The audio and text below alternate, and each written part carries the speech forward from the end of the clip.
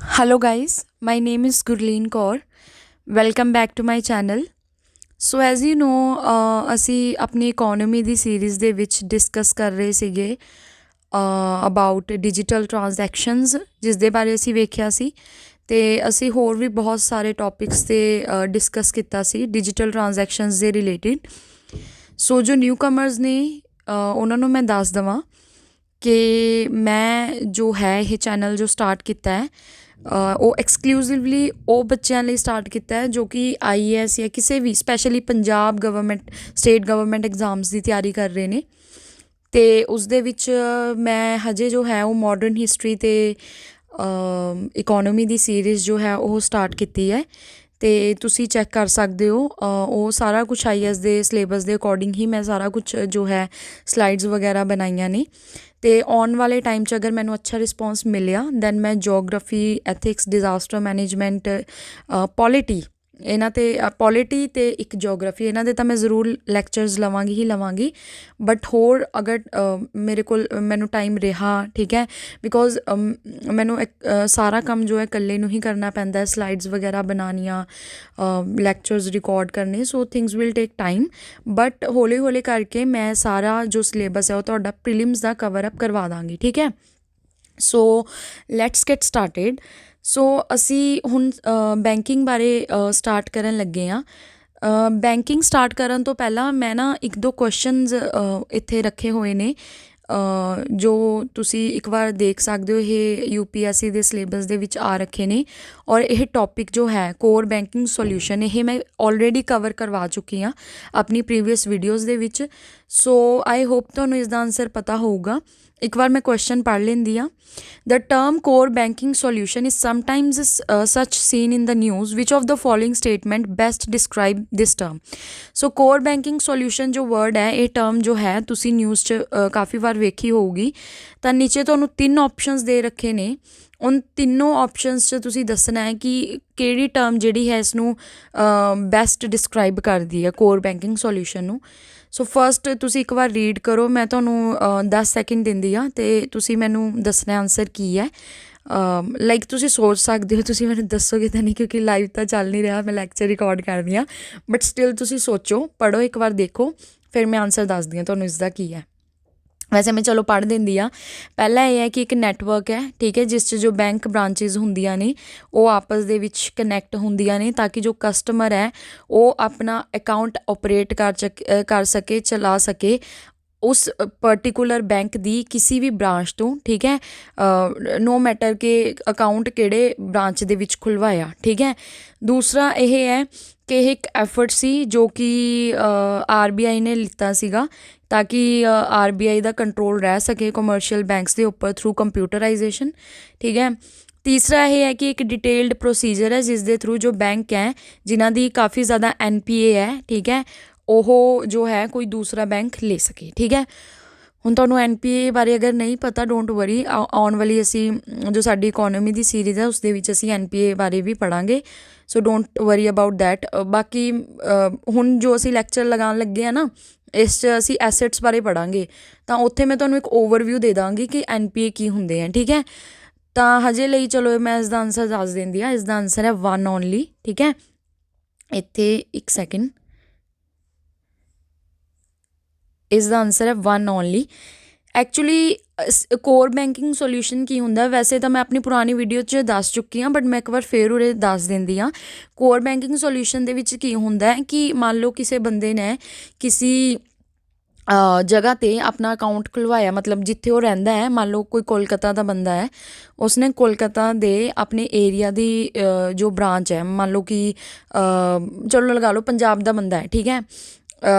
ਹੁਣ ਕੀ ਹੈ, ਮੰਨ ਲਓ ਕਿ ਉਸਦੇ ਘਰ ਦੇ ਨੇੜੇ ਪੰਜਾਬ ਐਂਡ ਸਿੰਧ ਬੈਂਕ ਹੈ, ਠੀਕ ਹੈ, ਉੱਥੇ ਉਸਨੇ ਆਪਣਾ ਅਕਾਊਂਟ ਖੁੱਲ੍ਹਵਾਇਆ ਜਾ ਕੇ। ਅਤੇ ਹੁਣ ਮੰਨ ਲਓ ਕਿ ਉਸ ਬੰਦੇ ਨੂੰ ਪੰਜਾਬ ਤੋਂ ਸ਼ਿਫਟ ਕਰਨਾ ਪੈ ਗਿਆ ਕਿਸੇ ਹੋਰ ਜਗ੍ਹਾ 'ਤੇ, ਕਿਸੇ ਹੋਰ ਸਟੇਟ ਦੇ ਵਿੱਚ, ਠੀਕ ਹੈ। ਸੋ ਹੁਣ ਉਹਨੂੰ ਕੀ ਹੈ ਕਿ ਆਪਣੇ ਲਗਾ ਲਓ ਕਿ ਅਕਾਊਂਟ ਦੇ ਵਿੱਚ ਕੁਝ ਚੇਂਜਸ ਵਗੈਰਾ ਕਰਵਾਉਣੇ ਨੇ, ਤਾਂ ਹੁਣ ਕੀ ਉਹਨੂੰ ਦੁਬਾਰਾ ਫਿਰ ਪੰਜਾਬ 'ਚ ਜਾਣਾ ਪਊਗਾ, ਮਤਲਬ ਪੰਜਾਬ ਦੀ ਬ੍ਰਾਂਚ ਉਸੀ bank the, Punjab and Sindh bank the branch ਜਿੱਥੇ ਉਹਨੇ ਅਕਾਊਂਟ ਓਪਨ ਕਰਵਾਇਆ ਸੀ ਉੱਥੇ ਜਾਣਾ ਪਊਗਾ। ਸੋ ਇਸ ਦਾ ਆਨਸਰ ਹੈ ਨਹੀਂ। ਕਿਉਂ ਨਹੀਂ? ਕਿਉਂਕਿ ਹੁਣ ਆ ਗਿਆ ਕੋਰ ਬੈਂਕਿੰਗ ਸੋਲਿਊਸ਼ਨ। ਇਸ ਦੇ ਵਿੱਚ ਕੀ ਹੁੰਦਾ ਹੈ ਕਿ ਪੰਜਾਬ ਐਂਡ ਸਿੰਧ ਬੈਂਕ ਦਾ ਅਗਰ ਉਸਨੇ ਅਕਾਊਂਟ ਖੁਲਵਾਇਆ ਹੈ ਤਾਂ ਉਹ ਇੰਡੀਆ 'ਚ ਕਿਸੇ ਵੀ ਜਗ੍ਹਾ 'ਤੇ ਚਲਾ ਜਾਵੇ, ਅਗਰ ਉਹਨੂੰ ਕੋਈ ਚੇਂਜਿਸ ਕਰਵਾਉਣੇ ਹੈ ਤਾਂ ਉਹ ਉਸੇ ਬੈਂਕ ਦੀ ਕੋਈ ਵੀ ਬ੍ਰਾਂਚ ਹੋਵੇ ਇੰਡੀਆ 'ਚ ਕਿਸੇ ਵੀ ਜਗ੍ਹਾ 'ਤੇ ਉੱਥੇ ਚੇਂਜ ਵਗੈਰਾ ਕਰਵਾ ਸਕਦਾ ਹੈ। ਉਹ ਆਟੋਮੈਟਿਕਲੀ ਸਾਰੇ ਕਿਤੇ ਜਿੱਥੇ ਵੀ ਮਤਲਬ ਸਾਰੇ ਕਿਤੇ ਮਤਲਬ ਕਿ ਉਸੀ ਜੋ ਪਰਟੀਕੂਲਰ ਬੈਂਕ ਹੈ ਪੰਜਾਬ ਐਂਡ ਸਿੰਧ ਬੈਂਕ, ਉਹਨਾਂ ਦੀ ਪ੍ਰੋਫਾਈਲ 'ਤੇ ਉਹ ਚੀਜ਼ ਸਾਰੇ ਕਿਤੇ ਅਪਡੇਟ ਹੋ ਜੂਗੀ, ਠੀਕ ਹੈ।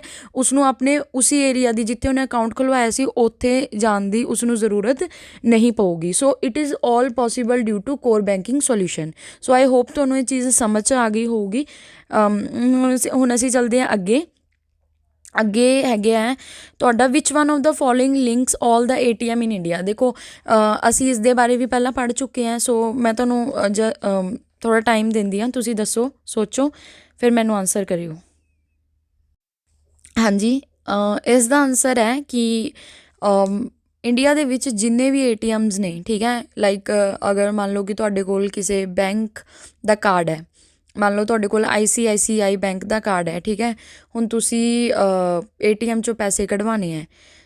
ਅਗਰ ਮੰਨ ਲਓ ਤੁਸੀਂ ਇੱਕ ਐਸੀ ਜਗ੍ਹਾ 'ਤੇ ਹੋ ਜਿੱਥੇ ਤੁਹਾਨੂੰ ICICI ਬੈਂਕ ਦਾ ATM ਨਹੀਂ ਮਿਲ ਰਿਹਾ, ਕਿਸੇ ਹੋਰ ਬੈਂਕ ਦਾ ਹੈ, ਫਿਰ ਵੀ ਤੁਸੀਂ ਉੱਥੇ ਜਾ ਕੇ ਆਪਣੇ ਪੈਸੇ ਕਢਵਾ ਸਕਦੇ ਹੋ। ਇਹ ਕਿਉਂ? ਇਹ ਕਿਸ ਚੀਜ਼ ਕਰਕੇ ਪੋਸੀਬਲ ਹੈ? ਇਹ ਪੋਸੀਬਲ ਹੋਇਆ ਹੈ national payment corporation of India ਕਰਕੇ, ਠੀਕ ਹੈ।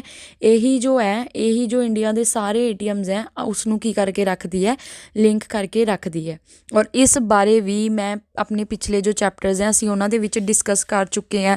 ਸ਼ਾਇਦ ਅਗਰ ਤੁਹਾਨੂੰ ਯਾਦ ਹੋਵੇ ਨੈਸ਼ਨਲ ਫਾਈਨੈਂਸ਼ੀਅਲ ਸਵਿਚ ਬਾਰੇ ਅਸੀਂ ਪੜ੍ਹਿਆ ਸੀ, ਠੀਕ ਹੈ। ਸੋ ਨੈਸ਼ਨਲ ਫਾਈਨੈਂਸ਼ੀਅਲ ਸਵਿਚ ਇਹ ਵਰਕ ਕਰਦੀ ਹੈ ਟੂ ਕਨੈਕਟ ਆਲ ATMs, ਔਰ ਇਹ ਕਿਸ ਦੇ ਅੰਡਰ ਆਉਂਦੀ ਹੈ? NPCI ਦੇ। ਸੋ ਇੱਥੇ NFS ਦਾ ਤਾਂ ਆਪਸ਼ਨ ਹੈ ਨਹੀਂ, ਸੋ ਓਬਵੀਅਸ ਹੈ NPCI ਨੂੰ ਹੀ ਅਸੀਂ ਕੀ ਕਰਾਂਗੇ? ਟਿਕ ਕਰਾਂਗੇ। ਸੋ ਆਈ ਹੋਪ ਤੁਹਾਨੂੰ ਇਹ ਚੀਜ਼ ਸਮਝ 'ਚ ਆ ਗਈ ਹੋਊਗੀ, ਠੀਕ ਹੈ। ਔਰ ਅਗਰ ਕਿਸੇ ਨੂੰ ਇਹ ਟਰਮਸ ਨਵੀਂ ਲੱਗੀਆਂ ਨੇ, ਸੋ ਤੁਸੀਂ ਮੇਰੀ ਜੋ ਪ੍ਰੀਵੀਅਸ ਵੀਡੀਓ ਵੇਖ ਸਕਦੇ ਹੋ, ਉਸ ਦੇ ਵਿੱਚ ਅਸੀਂ ਸਾਰਾ ਕੁਝ ਡਿਟੇਲ ਦੇ ਵਿੱਚ ਡਿਸਕਸ ਕੀਤਾ ਹੈ। So let's move further. ਹੁਣ ਅਸੀਂ ਗੱਲ ਕਰਾਂਗੇ, ਇੱਕ ਗੱਲ ਮੈਂ ਪਹਿਲਾਂ ਦੱਸਦਾ, ਸ਼ਾਇਦ ਅੱਜ ਦਾ ਲੈਕਚਰ ਕਾਫੀ ਲੰਬਾ ਹੋ ਜਾਵੇ, ਜਾਂ ਤਾਂ ਮੈਂ ਇੱਦਾਂ ਕਰਾਂਗੀ ਕਿ ਇਹਨੂੰ ਲੈਂਦੀ ਨਾ ਰੱਖ ਕੇ ਮੈਂ ਪਾਰਟ ਦੇ ਵਿੱਚ ਲਿਆਵਾਂ। ਪਾਰਟ ਹੋਣਗੇ ਤਾਂ ਇੱਕ ਪਾਰਟ ਇਹ ਹੋਊਗਾ, ਇੱਕ ਪਾਰਟ ਦੂਜਾ ਇੱਕ ਹੋਰ ਬਣਾ ਦਾਂਗੇ, ਠੀਕ ਹੈ। ਬਾਕੀ ਆਈ ਹੋਪ ਮੈਂ ਕੋਸ਼ਿਸ਼ ਕਰਾਂਗੀ ਕਿ ਚਲੋ ਮੈਂ ਇਸਨੂੰ ਉਸ 'ਚ ਕਵਰ ਅਪ ਕਰਵਾ ਲਾਂ, ਬਟ ਪਤਾ ਕੀ ਹੈ ਫਿਰ ਅਗਰ ਜਲਦੀ ਕਰਵਾਵਾਂ ਫਿਰ ਉਹ ਕਰਵਾਏ ਦਾ ਕੋਈ ਫਾਇਦਾ ਨਹੀਂ ਹੈ। ਕਿਉਂਕਿ ਦੇਖੋ IAS ਜਾਂ ਕੋਈ ਵੀ ਅਸੀਂ ਸਟੇਟ ਗਵਰਨਮੈਂਟ ਦਾ ਐਗਜ਼ਾਮ ਦਿੰਦੇ ਹਾਂ, ਉਹਦੇ 'ਚ ਸਾਨੂੰ ਬੇਸਿਕਸ ਹੀ ਪੜ੍ਹਨੇ ਹੁੰਦੇ ਨੇ, ਠੀਕ ਹੈ। ਸੋ ਟੈਕਨੀਕਲ ਸਬਜੈਕਟ ਹੈ ਵੈਸੇ ਤਾਂ ਇਕੋਨਮੀ, ਬਟ ਸਾਨੂੰ ਟੈਕਨੀਕੈਲਿਟੀ 'ਚ ਜਾਣਾ ਨਹੀਂ, ਬਿਕੋਜ਼ ਅਸੀਂ ਇਸਦੀ PhD ਤਾਂ ਕਰ ਨਹੀਂ ਰਹੇ। ਸੋ ਸਾਨੂੰ ਹਰ ਬੇਸਿਕ ਟਰਮ ਤੋਂ ਅਵੇਅਰ ਹੋਣਾ ਚਾਹੀਦਾ। ਸੋ ਮੈਂ ਆਪਣੀ ਤਰਫ ਤੋਂ ਪੂਰੀ ਕੋਸ਼ਿਸ਼ ਕਰਾਂਗੀ ਕਿ ਹਰ ਚੀਜ਼ ਜੋ ਹੈ ਉਸ ਨੂੰ ਚੰਗੀ ਤਰ੍ਹਾਂ ਡਿਟੇਲ ਦੇ ਵਿੱਚ ਦੱਸਾਂ, ਬਿਕੋਜ਼ ਅਗਰ ਤੁਹਾਡੀ ਬੇਸਿਕ ਸਟਰੋਂਗ ਹੈ ਨਾ ਤਾਂ ਉਹਦੇ ਉੱਪਰ ਫਿਰ ਮਤਲਬ ਫਾਊਂਡੇਸ਼ਨ ਅਗਰ ਸਟਰੋਂਗ ਹੋਊਗੀ ਤਾਂ ਜਿੱਡੀ ਮਰਜ਼ੀ ਤੁਸੀਂ ਵੱਡੀ ਬਿਲਡਿੰਗ ਖੜੇ ਕਰ ਦਿਓ, ਠੀਕ ਹੈ। ਤਾਂ ਕਰਕੇ ਤੁਸੀਂ ਧਿਆਨ ਨਾਲ ਸੁਣਿਓ। ਹੁਣ ਅਸੀਂ ਗੱਲ ਕਰਦੇ ਹਾਂ ਸਭ ਤੋਂ ਪਹਿਲਾਂ ਬੈਂਕਿੰਗ ਦੀ। ਦੇਖੋ ਬੈਂਕਿੰਗ ਕੀ ਹੁੰਦੀ ਹੈ? ਬੈਂਕਿੰਗ ਜੋ ਹੈ ਤੁਹਾਨੂੰ ਪਤਾ ਹੈ ਇਜ਼ ਅ ਸਰਵਿਸ ਇੰਡਸਟਰੀ, ਇੱਕ ਸਰਵਿਸ ਸੈਕਟਰ ਦੇ ਵਿੱਚ ਆਉਂਦੀ ਹੈ। ਤੁਹਾਨੂੰ ਪਤਾ ਹੋਊਗਾ ਕਿ 3 ਟਾਈਪ ਦੇ ਸੈਕਟਰ ਹੁੰਦੇ ਨੇ, primary sector, secondary sector and tertiary sector, ਠੀਕ ਹੈ। ਜੋ ਟਰਸ਼ਰੀ ਸੈਕਟਰ ਹੈ ਇਸਨੂੰ ਅਸੀਂ ਸਰਵਿਸ ਸੈਕਟਰ ਵੀ ਬੋਲਦੇ ਹਾਂ, ਠੀਕ ਹੈ। ਤਾਂ ਬੈਂਕਿੰਗ ਇਸੇ ਦਾ ਪਾਰਟ ਹੈ। ਬੈਂਕਿੰਗ ਕੀ ਕਰਦੀ ਹੈ? ਆਪਣੀ ਸਰਵਿਸਿਜ਼ ਦਿੰਦੀ ਹੈ, ਠੀਕ ਹੈ। ਅਗਰ ਕਿਸੇ ਨੂੰ ਆਪਣਾ ਜੋ ਪੈਸਾ ਹੈ ਕਿਤੇ ਇਨਵੈਸਟ ਕਰਨਾ ਹੈ, ਪੈਸਾ ਉਧਾਰ ਲੈਣਾ ਹੈ, ਠੀਕ ਹੈ, ਜਾਂ ਪੈਸਾ ਡਿਪੋਜ਼ਿਟ ਕਰਨਾ ਹੈ, ਠੀਕ ਹੈ, ਤਾਂ ਉਹਦੇ ਲਈ ਕੀ ਹੈ ਬੈਂਕਿੰਗ ਜੋ ਹੈ ਉਹ ਕੰਮ ਕਰਦੀ ਹੈ। ਸੋ ਇਹ ਇੱਕ ਬੇਸਿਕ ਜੀ ਡੈਫੀਨੇਸ਼ਨ ਸੀ, ਸੋ ਮੈਂ ਐਡ ਔਨ ਕਰਤੀ। ਹੁਣ ਅਸੀਂ ਚੱਲਦੇ ਹਾਂ ਅੱਗੇ ਅਸੀਂ ਗੱਲ ਕਰਦੇ ਹਾਂ ਲਿਕੁਇਡਿਟੀ ਦੀ। ਲਿਕੁਇਡਿਟੀ ਦਾ ਮਤਲਬ ਕੀ ਹੁੰਦਾ ਹੈ? ਦੇਖੋ ਲਿਕੁਇਡਿਟੀ ਦਾ ਇੱਥੇ ਲਿਖਿਆ ਹੋਇਆ ਕਿ ਕਿੰਨੀ ਜਲਦੀ ਜੋ ਹੈ like the ease of converting an asset into cash, ਕਿੰਨੀ ਜਲਦੀ ਤੁਸੀਂ ਕਿਸੇ ਚੀਜ਼ ਨੂੰ ਕੈਸ਼ ਦੇ ਵਿੱਚ ਜੋ ਹੈ ਕਨਵਰਟ ਕਰ ਸਕਦੇ ਹੋ, ਠੀਕ ਹੈ। ਉਸੇ ਚੀਜ਼ ਨੂੰ ਕੀ ਬੋਲਦੇ ਹੈ? ਲਿਕੁਇਡਿਟੀ ਬੋਲਦੇ ਹੈ, ਠੀਕ ਹੈ। ਜਿਵੇਂ ਕਿ ਰੀਅਲ ਇਸਟੇਟ ਦੀ ਅਗਰ ਗੱਲ ਕਰੀਏ, ਠੀਕ ਹੈ। ਹੁਣ ਜੋ ਰੀਅਲ ਇਸਟੇਟ ਹੈ, ਰੀਅਲ ਇਸਟੇਟ 'ਚ ਤੁਹਾਨੂੰ ਪਤਾ ਹੈ ਬਿਲਡਿੰਗਸ ਪ੍ਰੋਪਰਟੀ ਵਗੈਰਾ ਦਾ ਲੈਣ ਦੇਣ ਹੁੰਦਾ ਤਾਂ ਰੀਅਲ ਇਸਟੇਟ ਇੰਨਾ ਲਿਕੁਇਡ ਨਹੀਂ ਹੈ। ਬਿਕੋਜ਼ ਅਗਰ ਤੁਹਾਨੂੰ ਮੰਨ ਲਓ ਕਿ ਹਾਊਸ ਲਗਾ ਲਓ, ਅਗਰ ਆਪਣਾ ਹਾਊਸ ਤੁਹਾਡਾ ਲਾਈਕ ਤੁਹਾਡੇ ਹਾਊਸ ਦੀ ਜਿਹੜੀ ਅਮਾਊਂਟ ਹੈ that is 30 to 35 lakh, but ਕੀ ਤੁਹਾਡੇ ਕੋਲ ਉਹ ਕੈਸ਼ ਦੀ ਫੋਰਮ ਦੇ ਵਿੱਚ ਅਵੇਲੇਬਲ ਹੈ? ਨਹੀਂ ਹੈ। ਮਤਲਬ ਹਾਊਸ ਲਿਕੁਇਡ ਨਹੀਂ ਹੈ, ਲਾਈਕ ਇਹਦੀ ਲਿਕੁਇਡਿਟੀ ਘੱਟ ਹੈ। ਤੁਸੀਂ ਇਹਨੂੰ ਕਿੰਨੀ ਛੇਤੀ ਆਪਣੇ ਹਾਊਸ ਨੂੰ ਵੇਚ ਕੇ ਫਟਾਫਟ ਕੈਸ਼ ਜੋ ਹੈ ਉਹ ਅਰੇਂਜ ਕਰ ਸਕਦੇ ਹੋ, ਠੀਕ ਹੈ। ਉਸ 'ਤੇ ਡਿਪੈਂਡ ਕਰਦੀ ਹੈ ਤੁਹਾਡੇ ਹਾਊਸ ਦੀ ਲਿਕੁਇਡਿਟੀ। ਜੋ ਰੀਅਲ ਇਸਟੇਟ ਹੁੰਦੇ ਉਹ ਇੰਨੇ ਜ਼ਿਆਦਾ ਲਿਕੁਇਡ ਨਹੀਂ ਹੁੰਦੇ ਬਿਕੋਜ਼ ਰੀਅਲ ਇਸਟੇਟ ਨੂੰ ਵੇਚਣ ਲਈ ਤੁਹਾਨੂੰ ਪਹਿਲਾਂ ਬਾਇਰ ਲੱਭਣਾ ਪਊਗਾ, ਹੈ ਨਾ, ਕਿ ਜੋ ਤੁਹਾਡੇ ਘਰ ਨੂੰ ਜਾਂ ਤੁਹਾਡੀ ਬਿਲਡਿੰਗ ਨੂੰ ਖਰੀਦ ਲੇ, ਠੀਕ ਹੈ। ਤਾਂ ਲਿਕੁਇਡ ਇਜ਼ ਕੀ ਲਾਈਕ ਕਿ ਕਿਹਦਾ ਅਸੀਂ ਨਾਲ ਦੀ ਨਾਲ ਯੂਜ਼ ਕਰ ਸਕਦੇ ਹਾਂ ਸੈਟਲਮੈਂਟਸ ਲਈ, ਕਿ ਤੁਹਾਡੇ ਹੱਥ 'ਚ ਕੈਸ਼ ਹੋਣਾ ਚਾਹੀਦਾ ਕਿ ਤੁਸੀਂ ਨਾਲ ਦੀ ਨਾਲ ਉਸਦਾ ਕੀ ਕਰ ਸਕੋ, ਯੂਜ਼ ਕਰ ਸਕੋ, ਠੀਕ ਹੈ। ਸੋ ਇਹ ਹੁੰਦਾ ਹੈ ਲਿਕੁਇਡਿਟੀ, ਓਕੇ। ਹੁਣ ਜਿਵੇਂ ਕਿ ਲਾਈਕ ਮੈਂ ਬੋਲ ਦੇਵਾਂ ਕਿ ਹਾਊਸ ਜੋ ਹੈ ਉਹਦੀ ਲਿਕੁਇਡਿਟੀ ਘੱਟ ਹੈ, ਲੇਕਿਨ ਅਗਰ ਤੁਸੀਂ ਬੈਂਕ ਦੇ ਵਿੱਚ ਜਾਓਗੇ, ਬੈਂਕ ਦੇ ਵਿੱਚ ਜੋ ਪੈਸੇ ਹੈ ਉਹ ਹਾਈਲੀ ਮਤਲਬ ਉਹਨਾਂ ਦੀ ਲਿਕੁਇਡਿਟੀ ਹਾਈ ਹੈ। ਮਤਲਬ ਅਗਰ ਤੁਹਾਡੇ ਬੈਂਕ 'ਚ ਸੇਵਿੰਗ ਅਕਾਊਂਟ ਦੇ ਵਿੱਚ ਪੈਸੇ ਜਮ੍ਹਾਂ ਹੈ, ਤੁਸੀਂ ਜਦ ਮਰਜ਼ੀ ਜਾ ਸਕਦੇ ਹੋ, ATM 'ਚ ਜਾ ਕੇ ਪੈਸੇ ਕਢਵਾ ਸਕਦੇ ਹੋ, ਠੀਕ ਹੈ। ਸੋ ਉਹ ਕੈਸ਼ ਉਹ ਜਿਹੜੀ ਚੀਜ਼ ਹੈਗੀ ਆ ਉਹ ਹਾਈਲੀ ਲਿਕੁਇਡ ਹੈ as compare to your house, ਠੀਕ ਹੈ। ਤਾਂ ਬਹੁਤ ਸਾਰੀਆਂ ਚੀਜ਼ਾਂ ਹੁੰਦੀਆਂ ਨੇ, ਡਿਪੈਂਡ ਕਰਦਾ ਕੋਈ ਜ਼ਿਆਦਾ ਕਿਸੇ ਦੀ ਲਿਕੁਇਡਿਟੀ ਜ਼ਿਆਦਾ ਹੁੰਦੀ ਹੈ, ਕਿਸੇ ਦੀ ਘੱਟ ਹੁੰਦੀ ਹੈ, ਕਿਸੇ ਦੀ ਵਿੱਚ 'ਚ ਹੁੰਦੀ ਹੈ, ਠੀਕ ਹੈ। So that is liquidity. ਹੁਣ ਅਸੀਂ ਚੱਲਦੇ ਹਾਂ ਅੱਗੇ। ਹੁਣ ਅਸੀਂ ਗੱਲ ਕਰਦੇ ਹਾਂ assets and liability the. Assets ਔਰ ਲਾਇਬਿਲਿਟੀਜ਼ ਕੀ ਹੁੰਦੀਆਂ ਨੇ, ਠੀਕ ਹੈ। ਦੇਖੋ ਹੁਣ ਇੱਥੇ ਲਿਖਿਆ ਹੋਇਆ ਐਸੈਟ ਦਾ ਮਤਲਬ ਹੈ ਵਾਟ ਵੀ ਓਨ, ਔਰ ਲਾਇਬਿਲਿਟੀਜ਼ ਦਾ ਮਤਲਬ ਕੀ ਹੈ ਵਟ ਵੀ ਓ, ਠੀਕ ਹੈ। ਵਟ ਵੀ ਓਨ ਮਤਲਬ ਜੋ ਚੀਜ਼ ਸਾਡੀ ਹੈ, ਜੋ ਅਸੀਂ ਓਨ ਕਰਦੇ ਹਾਂ, ਜਿਸ ਦੇ ਉੱਪਰ ਸਾਡਾ ਮਾਲਿਕਾਨਾ ਹੱਕ ਹੈ। ਐਸੈਟਸ ਉਹ ਚੀਜ਼ਾਂ ਨੇ ਜੋ ਤੁਸੀਂ ਓਨ ਕਰਦੇ ਹੋ ਔਰ ਤੁਸੀਂ ਸੈੱਲ ਕਰ ਸਕਦੇ ਹੋ ਫॉर ਮਨੀ, ਠੀਕ ਹੈ। ਜਿਵੇਂ ਕਿ ਬੈਂਕ ਦੀ ਐਸੈਟਸ ਕੀ ਨੇ ਅਗਰ ਗੱਲ ਕਰੀਏ ਤਾਂ ਪਹਿਲਾਂ ਚਲੋ ਨੋਰਮਲੀ ਐਸੈਟਸ ਦੇਖ ਲੈਂਦੇ ਆ ਕਿ ਅਗਰ ਮੈਂ ਆਪਣੀ ਗੱਲ ਕਰਾਂ, ਹੁਣ ਮੈਂ ਆਪਣੇ ਘਰ 'ਚ ਰਹਿ ਰਹੀ ਹਾਂ, ਠੀਕ ਹੈ। ਇਹ ਘਰ ਸਾਡਾ ਹੈ, ਸੋ ਇਹ ਕੀ ਹੈ, ਸਾਡੀ ਐਸੈਟ ਹੈ। ਬੰਦੇ ਕੋਲ ਕੋਈ ਗੱਡੀ ਹੁੰਦੀ ਹੈ, ਠੀਕ ਹੈ। ਅਗਰ ਬੰਦੇ ਦਾ ਕੈਸ਼ ਪਿਆ, ਘਰ 'ਚ ਕੈਸ਼ ਪਿਆ ਹੋਵੇ ਚਾਹੇ ਬੈਂਕ 'ਚ ਕੈਸ਼ ਪਿਆ ਹੋਵੇ, ਉਹਦੀ ਵੀ ਇੱਕ ਵੈਲਿਊ ਹੈ, ਠੀਕ ਹੈ। ਉਸਨੂੰ ਬੰਦਾ ਜੋ ਹੈ ਕਦੇ ਵੀ ਯੂਜ਼ ਕਰ ਸਕਦਾ ਹੈ, ਠੀਕ ਹੈ। ਉਹ ਉਸਦੀ ਆਪਣੀ ਚੀਜ਼ ਹੈ, ਠੀਕ ਹੈ। ਹਾਊਸ ਹੋ ਗਿਆ, ਇਹ ਸਾਰੀਆਂ ਚੀਜ਼ਾਂ ਕੀ ਹੁੰਦੀਆਂ ਨੇ, ਐਸੈਟਸ ਹੁੰਦੀਆਂ ਨੇ, ਠੀਕ ਹੈ। ਇਹਨਾਂ ਦੀ ਕੀ ਹੈ, ਇੱਕ ਇਕਨੋਮਿਕ ਵੈਲਿਊ ਹੁੰਦੀ ਹੈ, ਠੀਕ ਹੈ। ਸੋ ਇਹ ਚੀਜ਼ ਯਾਦ ਰੱਖਣੀ ਨੇ, ਇਹ ਕਾਫੀ ਬੇਸਿਕ ਜੀ ਚੀਜ਼ ਹੈ ਜੋ ਮੈਂ ਐਸੈਟਸ ਬਾਰੇ ਦੱਸੀ ਹੈ। ਔਰ ਲਾਇਬਿਲਿਟੀਜ਼ ਕੀ ਹੁੰਦੀਆਂ ਨੇ, liabilities are debt or obligations a person or company owes to someone else. Liability ਹੁੰਦੀ ਆ ਉਧਾਰ, ਠੀਕ ਹੈ। ਇੱਥੇ ਮੈਂ ਪਾ ਦੇਵਾਂ ਪੰਜਾਬੀ ਦੇ ਵਿੱਚ, ਠੀਕ ਹੈ। ਉਧਾਰ ਮਤਲਬ ਕਿ ਲਾਈਕ ਕੋਈ ਚੀਜ਼ ਤੁਸੀਂ ਉਧਾਰ ਲੈ ਰੱਖੀ ਹੈ ਔਰ ਤੁਸੀਂ ਉਹ ਚੀਜ਼ ਕਿਸੇ ਨਾ ਕਿਸੇ ਟਾਈਮ 'ਤੇ ਵਾਪਿਸ ਕਰਨੀ ਹੈ, ਠੀਕ ਹੈ। ਉਹ ਤੁਹਾਡੀ ਨਹੀਂ ਹੈ, ਉਹ ਤੁਹਾਡੇ ਕੋਲ ਕੁਛ ਟਾਈਮ ਲਈ ਹੈ। ਤੁਸੀਂ ਉਹਦੇ 'ਤੇ ਜਾਂ ਤਾਂ ਜਿਵੇਂ ਕਿ ਮੈਂ ਤੁਹਾਨੂੰ ਇੱਕ ਐਗਜ਼ਾਮਪਲ ਦਿੰਦੀ ਹਾਂ, ਦੇਖੋ ਸਭ ਤੋਂ ਵਧੀਆ ਐਗਜ਼ਾਮਪਲ ਕਿ ਲਾਈਕ ਮੰਨ ਲਓ ਕਿ ਤੁਸੀਂ ਕੋਈ ਹਾਊਸ ਪਰਚੇਸ ਕਰਿਆ, ਠੀਕ ਹੈ। ਉਹਦੇ ਲਈ ਤੁਸੀਂ ਕੀ ਲਿਆ ਸੀ, ਲੋਨ ਲਿਆ ਸੀ ਬੈਂਕ ਤੋਂ, ਠੀਕ ਹੈ। ਹੁਣ ਤੁਸੀਂ ਉਹ ਲੋਨ ਜਿਹੜਾ ਘਰ ਲੈ ਲਿਆ, ਹਜੇ ਉਹ ਤੁਹਾਡੀ ਐਸੈਟ ਨਹੀਂ ਹੈ, ਠੀਕ ਹੈ। ਕਿਉਂਕਿ ਹਜੇ ਤੁਸੀਂ ਉਸਨੂੰ ਵੇਚ ਨਹੀਂ ਸਕਦੇ, ਕਿਉਂਕਿ ਹਜੇ ਤਾਂ ਤੁਸੀਂ ਲੋਨ ਲਿਆ ਤਾਂ ਉਹਦੀ ਕਿਸ਼ਤਾਂ ਉਤਾਰ ਰਹੇ ਹੋ, ਠੀਕ ਹੈ। ਤਾਂ ਉਹ ਜਿਹੜਾ ਹਾਊਸ ਹੈ ਹਜੇ ਉਹ ਤੁਹਾਡੇ 'ਤੇ ਕੀ ਹੈ, ਲਾਇਬਿਲਿਟੀ ਹੈ, ਕਿਉਂਕਿ ਉਸਦੇ ਤੁਸੀਂ ਪੈਸੇ ਬੈਂਕ ਨੂੰ ਹਜੇ ਪੇ ਕਰ ਰਹੇ ਹੋ। ਜਿਸ ਦਿਨ ਤੁਹਾਡੀਆਂ ਸਾਰੀਆਂ ਕਿਸ਼ਤਾਂ ਉਤਰ ਗਈਆਂ ਉਸ ਦਿਨ ਉਹ ਘਰ ਤੁਹਾਡਾ ਹੋ ਜਾਊਗਾ, ਤੁਹਾਡਾ ਉਹਦੇ ਉੱਪਰ ਆਪਣਾ ਮਾਲਿਕਾਨਾ ਹੱਕ ਆ ਜਾਊਗਾ, ਠੀਕ ਹੈ। ਤਾਂ ਉਹ ਚੀਜ਼ ਤੁਹਾਡੀ ਕੀ ਬਣ ਜਾਊਗੀ, ਐਸੈਟ ਬਣ ਜਾਊਗੀ। ਸੇਮ ਇੱਕ ਐਗਜ਼ਾਮਪਲ ਹੋਰ ਦਿੰਦੀ ਹਾਂ ਮੈਂ, ਜਿਵੇਂ ਕਿ ਲਾ ਲਓ ਕਿ ਤੁਸੀਂ ਕੋਈ ਪਰਸਨ ਹੈ, ਠੀਕ ਹੈ। ਜਾਂ ਕੋਈ ਲਗਾ ਲਓ ਬੱਚਾ ਹੈ ਕੋਈ, ਹੁਣ ਬੱਚੇ ਜਿਵੇਂ ਹੁੰਦੇ ਆ, ਬੱਚੇ ਛੋਟੇ ਹੁੰਦੇ ਆ ਜਦੋਂ ਜਾਂ ਪੜ੍ਹਦੇ ਹੁੰਦੇ ਆ, ਠੀਕ ਹੈ। ਉਦੋਂ ਤੱਕ ਉਹ ਆਪਣੇ ਪੇਰੈਂਟਸ ਦੇ ਉੱਪਰ ਕੀ ਹੈ, ਲਾਇਬਿਲਿਟੀਜ਼ ਹੈ। ਕਿਉਂਕਿ ਉਹਨਾਂ ਦਾ ਖਰਚਾ ਜੋ ਹੈ ਬੋਝ ਹੈ, ਇੱਕ ਤਰ੍ਹਾਂ ਲਾਇਬਿਲਿਟੀ ਇੱਕ ਬੋਝ ਹੈ ਇੱਕ ਤਰ੍ਹਾਂ ਦਾ, ਠੀਕ ਹੈ। ਕਿ ਉਹ ਹਜੇ ਉਹਨਾਂ ਨੂੰ ਐਜੂਕੇਟ ਕਰ ਰਹੇ ਨੇ, ਉਹਨਾਂ ਦਾ ਖਾਣਾ ਪੀਣਾ ਵੇਖ ਰਹੇ ਨੇ, ਹੈ ਨਾ। ਸਾਰਾ ਕੁਛ ਜੋ ਉਹਨਾਂ ਦਾ ਖਰਚਾ ਪਾਣੀ ਆ ਬੱਚਿਆਂ ਦਾ ਉਹ ਪੇਰੈਂਟਸ ਚੱਕਦੇ ਨੇ। ਸੋ ਉਹ ਆਪਣੇ ਪੇਰੈਂਟਸ 'ਤੇ ਇੱਕ ਲਾਇਬਿਲਿਟੀ ਹੈ।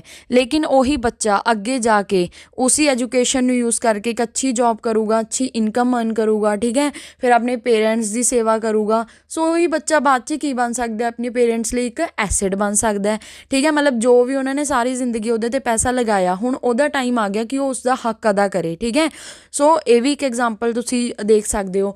ਇਹ ਮੈਂ ਤੁਹਾਨੂੰ ਦਿੱਤੇ ਆ ਕਾਫੀ ਜਨਰਲ ਐਗਜ਼ਾਮਪਲ। ਹੁਣ ਅਸੀਂ ਬੈਂਕ ਤੋਂ ਰਿਲੇਟਿਡ ਮਤਲਬ ਬੈਂਕ ਦੇ ਉਸਨੂੰ ਬੈਂਕ ਨੂੰ ਮੱਦੇ ਨਜ਼ਰ ਰੱਖਦੇ ਹੋਏ ਗੱਲ ਕਰਦੇ ਹਾਂ ਕਿ ਬੈਂਕ ਲਈ ਐਸੈਟ ਔਰ ਲਾਇਬਿਲਿਟੀ ਕੀ ਹੈ। ਦੇਖੋ ਹੁਣ ਕੀ ਹੈ, ਬੈਂਕ ਲਈ ਐਸੈਟ ਹੁੰਦਾ ਹੈ ਇਸ ਦਾ ਲੋਨ, ਜੋ ਕਿ ਬੈਂਕ ਕਿਸੇ ਨੂੰ ਦੇਵੇ, ਠੀਕ ਹੈ। ਤੋ ਇੱਕ ਸੈਕਿੰਡ, ਬੈਂਕ ਸੋ ਬੈਂਕ ਜੋ ਹੈ ਉਸਦੇ ਲਈ ਜੋ ਐਸੈਟ ਹੈ ਬੈਂਕ ਦੀ, ਉਹ ਕੀ ਹੋ ਗਿਆ, ਬੈਂਕ ਨੇ ਜੋ ਲੋਨ ਦਿੱਤਾ ਹੈ, ਠੀਕ ਹੈ। ਦੇਖੋ ਬੈਂਕ ਅਗਰ ਕਿਸੇ ਨੂੰ ਲੋਨ ਦਿੰਦਾ ਹੈ ਤਾਂ ਉਹ ਬੰਦਾ ਜਦੋਂ ਲੋਨ ਵਾਪਿਸ ਕਰੂਗਾ ਤਾਂ ਓਬਵੀਅਸ ਹੈ ਨਾ, ਅਗਰ ਬੈਂਕ 10,000 ਲੋਨ ਦੇ ਰਿਹਾ ਤਾਂ ਬੰਦਾ 10,000 ਤਾਂ ਨਹੀਂ ਵਾਪਿਸ ਕਰੂਗਾ, ਕੁਛ ਉਹਨੂੰ ਐਕਸਟਰਾ ਅਮਾਊਂਟ ਉਹਦੇ 'ਤੇ ਦੇਣੀ ਪੈਂਦੀ ਹੈ, ਕਿਉਂਕਿ ਬੈਂਕ ਕੀ ਹੈ ਵਿਆਜ ਲਗਾਉਂਦਾ ਹੈ, ਠੀਕ ਹੈ। ਸੋ ਬੈਂਕ ਜੋ ਹੈ ਬੈਂਕ ਉਸ 'ਤੇ ਅਰਨ ਕਰੂਗਾ, ਠੀਕ ਹੈ। ਉਹ ਜੋ ਪੈਸਾ ਦਊਗਾ ਉਹ ਬੈਂਕ ਦਾ ਕੀ ਹੋਊਗਾ, ਪ੍ਰੋਫਿਟ ਹੋਊਗਾ। ਸੋ ਬੈਂਕ ਦੀ ਐਸੈਟ ਕੀ ਹੋਊਗੀ, ਉਸਦੇ ਲੋਨ। ਉਸ ਤੋਂ ਇਲਾਵਾ ਬੈਂਕ ਦੀ ਅਗਰ ਲਾਇਬਿਲਿਟੀ ਦੀ ਗੱਲ ਕਰੀਏ, ਬੈਂਕ ਦੀ ਲਾਇਬਿਲਿਟੀ ਕੀ ਹੁੰਦੀ ਹੈ, ਤੁਸੀਂ ਖੁਦ ਸੋਚੋ ਲਾਇਬਿਲਿਟੀ ਕੀ ਹੋਊਗੀ। ਦੇਖੋ ਹੁਣ ਬੈਂਕ ਕੋਲ ਬਹੁਤ ਸਾਰੇ ਲੋਕ ਜੋ ਹੈ ਉਹ ਕੀ ਕਰਵਾਉਂਦੇ ਨੇ, ਡਿਪੋਜ਼ਿਟਸ ਕਰਵਾਉਂਦੇ ਨੇ, ਆਪਣੇ ਪੈਸੇ ਜਮ੍ਹਾਂ ਕਰਵਾਉਂਦੇ ਨੇ। ਫੋਰ ਐਗਜ਼ਾਮਪਲ ਅਗਰ ਮੈਂ ਡਿਪੋਜ਼ਿਟ ਕਰਵਾਵਾਂ ਮਨੀ ਐਕਸਿਸ ਬੈਂਕ ਦੇ ਵਿੱਚ, ਤਾਂ ਐਕਸਿਸ ਬੈਂਕ ਜਿਹੜਾ ਹੈਗਾ ਉਹਨੂੰ ਮੈਨੂੰ ਕੀ ਦੇਣਾ ਪਊਗਾ, ਮਤਲਬ ਉਹਨੂੰ ਮੈਨੂੰ ਉਹ ਪੈਸਾ ਉਦੋਂ ਹੀ ਦੇਣਾ ਪਊਗਾ ਜਦੋਂ ਮੈਨੂੰ ਚਾਹੀਦਾ, ਕਿਉਂਕਿ ਮੈਂ ਡਿਪੋਜ਼ਿਟ ਕਰਾ ਰੱਖਿਆ, ਮੇਰਾ ਪੈਸਾ ਹੈ, ਮੈਂ ਜਦੋਂ ਮਰਜ਼ੀ ਮੰਗ ਸਕਦੀ ਹਾਂ, ਠੀਕ ਹੈ। ਵੈਸੇ ਤਾਂ ਐਕਸੈਪਸ਼ਨਸ ਵੀ ਨੇ, ਕਈ ਵਾਰ ਮੰਨ ਲਓ ਕਿ ਬੈਂਕਰਪਸੀ ਹੋ ਗਈ, ਠੀਕ ਹੈ, ਤਾਂ ਬੈਂਕ ਸ਼ਾਇਦ ਨਾ ਦੇਵੇ, ਬਟ ਇਹ ਰੇਅਰ ਕੇਸ ਹੈ, ਇੱਕ ਐਕਸੈਪਸ਼ਨਲ ਕੇਸ ਹੈ। ਨੋਰਮਲੀ ਮੈਂ ਨੋਰਮਲ ਸਿਨੈਰੀਓ ਦੀ ਗੱਲ ਕਰ ਰਹੀ ਹਾਂ ਕਿ ਨੋਰਮਲੀ ਬੈਂਕ ਜੋ ਹੈ ਉਹ ਤੁਹਾਨੂੰ ਪੈਸਾ ਦਊਗਾ ਹੀ ਦਊਗਾ ਤੁਹਾਡਾ। ਸੋ ਉਹ ਚੀਜ਼ ਜਿਹੜੀ ਹੈ, ਉਹ ਜੋ ਡਿਪੋਜ਼ਿਟ ਹੁੰਦੇ ਆ ਲੋਕਾਂ ਦੇ, ਉਹ ਬੈਂਕ ਦੀ ਕੀ ਹੁੰਦੀ ਹੈ, ਲਾਇਬਿਲਿਟੀ ਹੁੰਦੀ ਹੈ। ਕੀ ਹੁੰਦੀ ਹੈ, ਲਾਇਬਿਲਿਟੀ, ਕਿਉਂਕਿ ਉਹ ਬੈਂਕ ਨੂੰ ਲੋਕਾਂ ਦਾ ਪੈਸਾ ਕੀ ਕਰਨਾ ਹੈ, ਵਾਪਿਸ ਦੇਣਾ ਹੈ, ਠੀਕ ਹੈ। ਉੱਦਾਂ ਹੀ ਜੋ ਲਾਇਬਿਲਿਟੀ ਹੈ, ਇੱਕ ਟਾਈਮ ਲਾਇਬਿਲਿਟੀ ਹੁੰਦੀ ਹੈ, ਠੀਕ ਹੈ, ਉਹ ਵੀ ਮੈਂ ਪੜ੍ਹਦੀ ਹਾਂ, ਮਤਲਬ ਤੁਹਾਨੂੰ ਦੱਸਦੀ ਹਾਂ ਅੱਗੇ, ਡੋਂਟ ਵਰੀ। ਇੱਕ ਡਿਮਾਂਡ ਲਾਇਬਿਲਿਟੀ ਹੁੰਦੀ ਹੈ, ਠੀਕ ਹੈ, ਮਤਲਬ ਡਿਮਾਂਡ ਲਾਇਬਿਲਿਟੀ ਚਲੋ ਮੈਂ ਅੱਗੇ ਹੀ ਦੱਸਦੀ ਹਾਂ ਇਸਨੂੰ, ਫਿਰ ਤੁਸੀਂ ਬਹੁਤ ਜ਼ਿਆਦਾ ਕਨਫਿਊਜ਼ ਹੋ ਜਾਓਗੇ, ਠੀਕ ਹੈ। ਸੋ ਇਹ ਹੁੰਦੀ ਹੈ assets and liability. I hope ਤੁਹਾਨੂੰ ਇਹ ਚੀਜ਼ ਸਮਝ 'ਚ ਆ ਗਈ ਹੋਊਗੀ, ਠੀਕ ਹੈ। ਐਸੈਟ ਕੀ ਹੁੰਦੀ ਹੈ, ਐਸੈਟ ਦੀ ਇੱਕ ਇਕਨੋਮਿਕ ਵੈਲਿਊ ਹੁੰਦੀ ਹੈ, ਠੀਕ ਹੈ। ਐਸੈਟ ਦੇ ਉੱਪਰ ਉਸ ਇੰਡੀਵਿਜੂਅਲ ਦਾ ਜਾਂ ਕਿਸੇ ਐਂਟਰਪ੍ਰਾਈਜ਼ ਦਾ, ਕੋਈ ਕੰਪਨੀ ਹੈ, ਕੰਪਨੀ ਦੀ ਆਪਣੀ ਬਿਲਡਿੰਗ ਹੈ, ਸੋ ਕੰਪਨੀ ਦੀ ਕੀ ਹੋਗੀ, ਐਸੈਟ ਹੋਗੀ, ਠੀਕ ਹੈ। ਹੁਣ ਲਾਇਬਿਲਿਟੀ ਮੈਂ ਤੁਹਾਨੂੰ ਦੱਸਦਾ ਕਿ ਕੀ ਹੋ ਗਿਆ, ਇੱਕ ਤਰ੍ਹਾਂ ਦਾ ਇੱਕ ਜਵਾਬਦੇਹੀ ਹੈ, ਇੱਕ ਉਧਾਰੀ ਹੈ, ਠੀਕ ਹੈ। ਲਾਇਬਿਲਿਟੀ ਇੱਕ ਅਕਾਊਂਟੇਬਿਲਿਟੀ ਹੁੰਦੀ ਹੈ ਕਿਸੇ ਇੰਡੀਵਿਜੂਅਲ ਦੀ, ਠੀਕ ਹੈ, ਜੋ ਕਿ ਉਸਨੂੰ ਪੇ ਕਰਨੀ ਪੈਂਦੀ ਹੈ, ਠੀਕ ਹੈ, ਇੱਕ ਟਾਈਮ 'ਤੇ, ਓਕੇ। ਜੋ ਕਿ ਮੈਂ ਐਗਜ਼ਾਮਪਲ ਦਿਆ ਸੀ ਤੁਹਾਨੂੰ, ਲੋਨ ਜੋ ਹੈ ਤੁਸੀਂ ਯੂਜ਼ ਕਰਦੇ ਹੋ ਟੂ ਬਾਈ ਹਾਊਸ, ਠੀਕ ਹੈ, ਤਾਂ ਇਹ ਚੀਜ਼ ਹੋ ਗਈ। ਔਰ ਹਾਂਜੀ ਬਸ ਇਹਦੇ 'ਚ ਇੰਨਾ ਸੀ। ਅੱਗੇ ਮੈਂ ਤੁਹਾਨੂੰ ਹੋਰ ਬਹੁਤ ਕੁਛ ਦੱਸਾਂਗੀ, ਕਿਉਂਕਿ ਦੇਖੋ ਬਹੁਤ ਕੁਛ ਹੈ, ਬਹੁਤ ਜ਼ਿਆਦਾ ਕੁਛ ਹੈ, ਅਤੇ ਕਈ ਵਾਰ ਚੀਜ਼ਾਂ ਯਾਦ ਨਹੀਂ ਰਹਿੰਦੀਆਂ, ਮਤਲਬ ਮੈਂ ਹਰ ਚੀਜ਼ ਜੋ ਹੈ ਸਲਾਈਡ 'ਚ ਨਹੀਂ ਪਾਉਂਦੀ। ਤੋ ਜੋ ਚੀਜ਼ਾਂ ਮੈਨੂੰ ਨਾਲ ਦੀ ਨਾਲ ਯਾਦ ਆ ਰਹੀਆਂ ਨੇ, ਤੁਸੀਂ ਕੀ ਕਰਨਾ, ਤੁਸੀਂ ਨਾ ਉਸਦੇ ਨੋਟਸ ਬਣਾਉਣੇ ਹੈ, ਆਪਣੇ ਖੁਦ ਦੇ ਨੋਟਸ ਬਣਾਓ, ਉਹ ਜ਼ਿਆਦਾ ਬੈਟਰ ਹੈ ਕਿ ਤੁਸੀਂ ਸਿਰਫ ਸਲਾਈਡਸ 'ਚ ਪੜ੍ਹ ਲਿਆ, ਉਹਦੇ ਨਾਲ ਕੋਈ ਉਹ ਨਹੀਂ ਹੋਊਗਾ। ਆਪਣੇ ਨੋਟਸ ਬਣਾਓ, ਹਰ ਇੱਕ ਟਰਮ ਜੋ ਮੈਂ ਦੱਸ ਰਹੀ ਹਾਂ ਉਹ ਐਡ ਔਨ ਕਰ, ਮਤਲਬ ਉਸ ਚੀਜ਼ ਦੇ ਬਾਰੇ ਅਗਰ ਮੈਂ ਕੋਈ ਟੋਪਿਕ ਪੜ੍ਹਾ ਤਾ, ਮੰਨ ਲਓ ਮੈਨੂੰ ਨਹੀਂ ਯਾਦ ਰਿਹਾ ਉਹਦੇ ਬਾਰੇ, ਮੈਂ ਅੱਗੇ ਜਾ ਕੇ ਦੱਸਤਾ, ਤਾਂ ਤੁਸੀਂ ਉਸਨੂੰ ਐਡ ਔਨ ਕਰਦੇ ਰਹੋ ਨਾਲ ਦੀ ਨਾਲ, ਠੀਕ ਹੈ। ਸੋ ਇਹ ਤੁਹਾਨੂੰ ਪਤਾ ਲੱਗ ਗਿਆ ਹੋਊਗਾ ਐਸੈਟਸ ਐਂਡ ਲਾਇਬਿਲਿਟੀਜ਼ ਬਾਰੇ। ਹੁਣ ਦੇਖੋ ਇੱਥੇ ਮੈਂ ਪਿਕਚਰ ਵੀ ਬਣਾ ਰੱਖੀ ਹੈ ਐਸੈਟ ਐਂਡ ਲਾਇਬਿਲਿਟੀਜ਼ ਦੀ, ਠੀਕ ਹੈ। ਕੈਸ਼ ਹੋ ਗਿਆ, ਇੱਥੇ ਹਾਊਸ ਹੋ ਗਿਆ, ਬੌਂਡਸ, ਠੀਕ ਹੈ, ਕਾਰ ਵਗੈਰਾ ਹੋ ਗਈ, ਸਟਾਕ ਵਗੈਰਾ ਹੋ ਗਏ, ਠੀਕ ਹੈ, ਇੰਸ਼ੋਰੈਂਸ ਵਗੈਰਾ, ਇਹ ਤੁਹਾਡੀ ਐਸੈਟਸ ਨੇ। ਇੱਥੇ ਲਾਇਬਿਲਿਟੀਜ਼ ਜਿਹੜੀਆਂ ਹੈ ਤੁਹਾਡੇ ਇਹ ਕਾਰਡਸ ਵਗੈਰਾ ਹੋ ਗਏ, ਤੁਹਾਡੀ ਇਹ ਲਾਇਬਿਲਿਟੀ ਹੁੰਦੀ ਹੈ। ਕਾਰ ਲੋਨ ਲੈ ਲਿਆ, ਠੀਕ ਹੈ, ਹਾਊਸ ਲੋਨ, ਠੀਕ ਹੈ, ਬਸ ਇੰਨੀ ਚੀਜ਼ ਤੁਸੀਂ ਯਾਦ ਰੱਖ ਸਕਦੇ ਹੋ। ਅਤੇ ਇਹ ਸਾਡਾ ਟੋਪਿਕ ਹੁਣ ਹੋ ਗਿਆ ਕਵਰ, ਠੀਕ ਹੈ। ਅੱਛਾ ਡੈਟ ਕੀ ਹੁੰਦਾ, ਡੈਟ ਹੁੰਦਾ ਉਧਾਰ ਕਿਸੇ ਤੋਂ। ਤੁਸੀਂ ਅਗਰ ਇੱਥੇ ਪਿਕਚਰ ਬਣੀ ਹੋਈ ਹੈ ਤੁਸੀਂ ਨੀਚੇ ਦੇਖ ਸਕਦੇ ਹੋ, ਡੈਟ ਉਧਾਰ ਹੁੰਦਾ ਹੈ, ਉਹ ਉਧਾਰ ਵੀ ਤੁਹਾਨੂੰ ਵਾਪਿਸ ਕਰਨਾ ਪੈਂਦਾ। ਸੋ that is also kind of liability upon you, ਠੀਕ ਹੈ। ਸੋ ਇਹ ਚੀਜ਼। ਹੁਣ ਅਸੀਂ ਚੱਲਦੇ ਹਾਂ ਅੱਗੇ। ਇਹ ਨਾ ਮੈਂ ਵਿੱਚ 'ਚ ਸਲਾਈਡਸ ਕੁਛ ਖਾਲੀਆਂ ਰੱਖੀਆਂ ਨੇ, ਕਿਉਂਕਿ ਕਈ ਵਾਰ ਨਾ ਕੋਈ ਡਾਇਗਰਾਮ ਵਗੈਰਾ ਬਣਾ ਕੇ ਦਿਖਾਉਣਾ ਪੈਂਦਾ, ਸੋ ਉਹਦੇ 'ਚ ਪ੍ਰੋਬਲਮ ਆਉਂਦੀ ਹੈ। ਹੁਣ ਗੱਲ ਕਰਦੇ ਹਾਂ ਹਾਂ ਇੱਕ ਚੀਜ਼ ਹੋਰ, ਮੈਂ ਇੱਥੇ ਦੁਬਾਰਾ ਫੇਰ ਦੇਖੋ ਲਿਖਿਆ ਹੋਇਆ ਐਸੇਟਸ, ਕਿ ਹਾਊਸ ਔਰ ਅਪਾਰਟਮੈਂਟ ਜੋ ਤੁਹਾਨੂੰ ਬਿਲੋਂਗ ਕਰਦਾ ਹੈ ਉਹ ਤੁਹਾਡੀ ਐਸੇਟ ਹੈ। ਕਾਰ ਜੋ ਤੁਸੀਂ ਓਨ ਕਰਦੇ ਹੋ ਉਹ ਵੀ ਤੁਹਾਡੀ ਐਸੇਟ ਹੈ, ਠੀਕ ਹੈ। ਐਸੇ ਸਟਾਕ ਜਿਨ੍ਹਾਂ ਤੋਂ ਤੁਹਾਨੂੰ ਡਿਵੀਡੈਂਡ ਮਿਲ ਰਿਹਾ, ਤੁਹਾਡਾ ਪ੍ਰੋਫਿਟ ਜਨਰੇਟ ਹੋ ਰਿਹਾ, ਉਹ ਵੀ ਤੁਹਾਡੀ ਐਸੇਟ ਹੈ। ਲਾਇਬਿਲਿਟੀਜ਼ ਦੀ ਗੱਲ ਕਰੀਏ ਤਾਂ ਹਾਊਸ ਲੋਨ ਜੋ ਤੁਹਾਨੂੰ ਪੇ ਕਰਨਾ ਹੈ, ਕਾਰ ਦਾ ਲੋਨ ਤੁਸੀਂ ਜਿਹੜਾ ਪੇ ਕਰਨਾ ਹੈ, ਠੀਕ ਹੈ। ਉਸ ਤੋਂ ਇਲਾਵਾ small loans you are paying of, ਹੋਰ ਵੀ ਬਹੁਤ ਛੋਟੇ ਮੋਟੇ ਜਿਹੜੇ ਲੋਨ ਤੁਸੀਂ ਪੇ ਆਫ ਕਰ ਰਹੇ ਹੋ, that is a kind of liability, ਠੀਕ ਹੈ। ਹੁਣ ਅਸੀਂ ਚੱਲਦੇ ਹਾਂ ਅੱਗੇ। ਅੱਗੇ ਦੇਖੋ ਐਸੇਟ ਐਂਡ ਲਾਇਬਿਲਿਟੀਜ਼ ਬਾਰੇ ਹੋਰ ਪੁਆਇੰਟਸ ਲਿਖੇ ਨੇ, ਇਹ ਵੀ ਬਹੁਤ ਇੰਪੋਰਟੈਂਟ ਨੇ। ਐਸੇਟ ਉਹ ਚੀਜ਼ਾਂ ਹੁੰਦੀਆਂ ਜਿਨ੍ਹਾਂ ਦੀ ਕੋਈ ਨਾ ਕੋਈ ਵੈਲਿਊ ਹੁੰਦੀ ਹੈ, ਠੀਕ ਹੈ। ਹੁਣ or liabilities can be use to purchase asset, ਇਸ ਲਾਈਨ ਦਾ ਕੀ ਮਤਲਬ ਹੈ, ਖੁਦ ਸੋਚੋ ਕੀ ਹੋਊਗਾ। ਕਹਿੰਦੇ ਵੀ ਲਾਇਬਿਲਿਟੀ ਦਾ ਤੁਸੀਂ ਯੂਜ਼ ਕਰ ਸਕਦੇ ਹੋ ਐਸੇਟ ਨੂੰ ਪਰਚੇਜ਼ ਕਰਨ ਲਈ। ਦੱਸੋ, ਸੋਚੋ 2 ਮਿੰਟ। ਦੇਖੋ ਮੈਂ ਇਸਦਾ ਤੁਹਾਨੂੰ ਹੁਣੇ ਐਗਜ਼ਾਮਪਲ ਦੇ ਕੇ ਹਟੀ ਸੀ ਕਿ ਇਹ ਕਹਿ ਰਿਹਾ ਕਿ ਲਾਇਬਿਲਿਟੀ ਨੂੰ ਤੁਸੀਂ ਯੂਜ਼ ਕਰ ਸਕਦੇ ਹੋ ਐਸੇਟ ਪਰਚੇਜ਼ ਕਰਨ ਲਈ। ਜਿਵੇਂ ਕਿ ਐਗਜ਼ਾਮਪਲ ਹੈਗਾ loan use to buy house, loan used to buy house, ਠੀਕ ਹੈ। ਹੁਣ ਕੀ ਹੈ, ਜੋ ਤੁਸੀਂ ਲੋਨ ਹੁਣ ਦੇਖੋ ਲੋਨ ਕੀ ਹੈ, ਤੁਹਾਡੇ 'ਤੇ ਲਾਇਬਿਲਿਟੀ ਹੈ, ਬੈਂਕ 'ਤੇ ਨਹੀਂ, ਤੁਹਾਡੇ 'ਤੇ ਲਾਇਬਿਲਿਟੀ ਹੈ, ਕਿਉਂਕਿ ਤੁਸੀਂ ਲੋਨ ਕੀ ਕਰਨਾ ਹੈ, ਵਾਪਿਸ ਕਰਨਾ ਹੈ, ਠੀਕ ਹੈ। ਤਾਂ ਜਿਹੜਾ ਤੁਸੀਂ ਲੋਨ ਚੱਕਿਆ, ਠੀਕ ਹੈ, ਉਹ ਕਿਸ ਲਈ ਚੱਕਿਆ, ਕਿਉਂਕਿ ਤੁਸੀਂ ਇੱਕ ਐਸੇਟ ਪਰਚੇਜ਼ ਕਰਨੀ ਸੀ। ਐਸੇਟ ਕੀ ਤੁਹਾਡਾ, ਉਹ ਹਾਊਸ, ਕਿਉਂਕਿ ਉਹ ਲੋਨ ਜਦੋਂ ਤੁਸੀਂ ਪੇ ਆਫ ਕਰ ਦੋਗੇ ਬਾਅਦ 'ਚੋਂ ਤੁਹਾਡਾ ਕੀ ਬਣੂਗਾ, ਐਸੇਟ ਹੀ ਬਣ ਜਾਊਗੀ ਨਾ ਉਹ ਹਾਊਸ ਜਿਹੜਾ ਹੈਗਾ, ਕਿਉਂਕਿ ਉਹਦੀ ਕਿਸ਼ਤ ਤਾਂ ਤੁਸੀਂ ਕੀ ਕਰਤੀ, ਜਮ੍ਹਾਂ ਕਰਵਾਤੀ।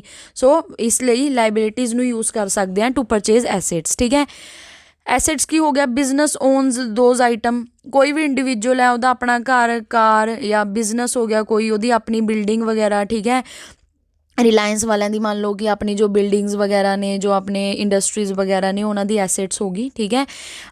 ਔਰ ਜਨਰੇਟਸ ਦਾ ਇਨਕਮ ਫॉर ਦ ਕੰਪਨੀ ਔਰ ਇੰਡੀਵਿਜੂਅਲ, ਓਬਵੀਅਸ ਹੈ ਕਿ ਜੋ ਤੁਹਾਡੀ ਐਸੇਟ ਹੈ ਉਹਦੇ ਤੋਂ ਤੁਹਾਡੀ ਇਨਕਮ ਜਨਰੇਸ਼ਨ ਹੁੰਦੀ ਹੈ। ਇਨਕਮ ਜਨਰੇਸ਼ਨ ਕਿੱਦਾਂ ਹੁੰਦੀ ਹੈ, ਦੇਖੋ ਕਿ ਜਿਵੇਂ ਮੰਨ ਲਓ ਕਿ ਇੱਕ ਪਰਸਨ ਹੈ, ਉਹਦੀ ਕਰਿਆਨੇ ਦੀ ਇੱਕ ਕੀ ਹੈ, ਸ਼ੌਪ ਹੈ, ਠੀਕ ਹੈ।